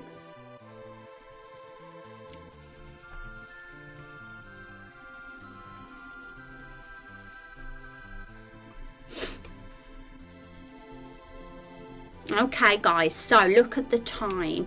Unfortunately, I could easily talk about this longer, but I think we've covered we've definitely covered all of the skills apart from the Dawning Wolf summon, which was the plan. To at least consider the animations for them. So now that we've done that, that's all good. Now I can have a off stream, I can have a look, have a mess around, integrate some of them, test them. And then for Wednesday's stream, we'll carry on. We'll see where I am, because I want to see where I am by Tuesday night, and then I'll have a better idea of what we will be doing on Wednesday's stream. But it will still be skill and battle stuff. I did at one point want to move on to the fruits and also think about their animations too for their skills, because they have some really cool skills named after puns. We've got apple copper lips. I can't say it, but it's funny. Lemon squeeze, lemonade, ketchup crust, bolognese, breath. We've got all sorts. So a lot of the skills will be painting themed, of course, because they're painters. But I want to, like, at some point consider how we're going to get creative with their skills. We'll obviously have to look at the descriptions of what each of them do. But I might put the focus onto the fruits next week, but if we do some of them this week, it won't hurt, because there's a lot to do with the fruit boss still. There's not only those skills from the first phase, and balancing them and making sure they're all working. We've also got to start the second phase of that battle too. So if we don't start that on Wednesday, then it will probably be on Friday. But between then and now, I'll be just polishing the skills we've got, doing their animations and their action sequences, and sound effects is something to consider too. We could even move on to sound effects on Wednesday and match up some good sound effects for these skills. And if we've got their animations working, we'll be able to imagine those sounds much easier. So this stream ends too soon, I know, right? It was. Oh, that one you were looking at looked good. Yeah.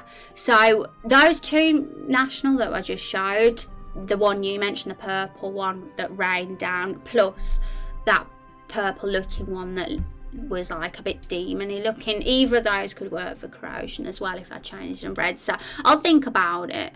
Well, there's a lot that have been mentioned and a few thoughts, so I'll see what works best when we test the battle system. Yay! When is the drop cut off for characters again, and how much is it right now? Oh, right. So it's Friday. It's this Friday when the raindrops increase to 1,000. So it's 500 at the moment. So anyone who's currently got 500 has got their last chance until Friday to fill in the form, and then it'll be 1,000 for all the types, for playable, major NPC and minor. But in the future, I'd say as we get towards the second half of the year, I might consider adding tiered amounts to those. So I'll give you guys a couple more months to grind the raindrops to 1,000, but playable character I'm very tempted to make cost even more because of how valuable it is and how we're starting to run out of slots. I mean, we've got 12 playable characters so far, and I'm willing to have another up to 30, maybe even 40, but at the same time we don't want to, we're very early on in the game development, so we don't want to run out too fast. So keeping those slots open is a good idea. So for that reason I might increase playable character more, but not yet. So I want to at least give you guys still another chance to get the 1,000 raindrops. So it'll be in the near future if I was going to add a higher amount to playable character and maybe major NPC too. Well, damn, is it different for NPCs than side quest stuff? Well, the minor NPC is definitely probably classed as that for the sort of NPC that's only around for the side quests and for a small portion of the game. Some of them are reoccurring characters like merchants that you see around that will be popping in and out of the game regularly, but they wouldn't have a big role. But minor characters still are counted as 1,000 right now. But when I put tiered amounts on, things might change a touch. But I can't see anything ending up less than 1,000, guys, just because we'll get too many characters getting submitted too fast if I had it less than 1,000 at this point. But yeah, just be patient is all. I know it could be frustrating if you haven't got the raindrops, but honestly be patient. There's no rush at all. So we're still going to be here this time next year doing this. We're going to be doing it so this is a very long ongoing project, guys, so it's not going to be cut off. I don't want to cut off, ever be in the position where I'm like, nobody can ever be a character. I'd rather raise the raindrop requirement to an extremely high amount than do that. So yay, well, I tried. Rosie's awesome. Back to that. Thank you, Moon. Yeah, but don't worry, Forgotten and Mia. I mean, you guys are doing great. You're hanging out and you'll get there. I believe in you. There's no rush at all for you. No rush at all. You can still get your awesome characters in eventually. I believe in you. Okay, guys, so I want to pass the love on to somebody else with a raid now. So, exclamation mark raid. Feel free to say Rose Raid Blood. Put in my emotes if you've got them in the chat, or put in your own and just say hi. Whatever you want to do. So I'm going to have a look and see who is on for us. But yeah, hopefully you can understand, guys, because as we've been doing this for a year now, and we've already got a couple of dozen characters in the game that are community characters, and of course we have to think that we're only touching the tip of the iceberg on the project. We've done over 100 streams, but this project is going to go into the thousands, you know, so we need to make sure we don't get absolutely loads of characters thrown at us, because we want to keep the quality. Quality is important, and if there's ever too many, the quality has to suffer for that. Yeah, I know you understand because you're all awesome. So you'll get there though, and imagine how cool it'll feel when you finally got the amount, because it's even more hard, and it'll be harder from Friday. So people will feel even like it's even more of a cool thing. Then I think it's more special. Moon Shadow, look at those raindrops, you pro lurker. Okay, so I'm just having to see who's on right now. A little look.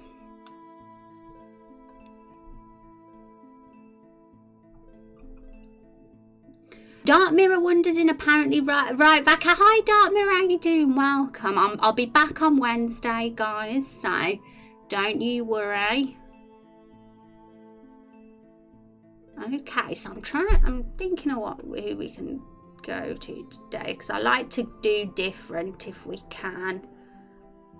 And say hello to somebody new. or someone we haven't said hi to in a while.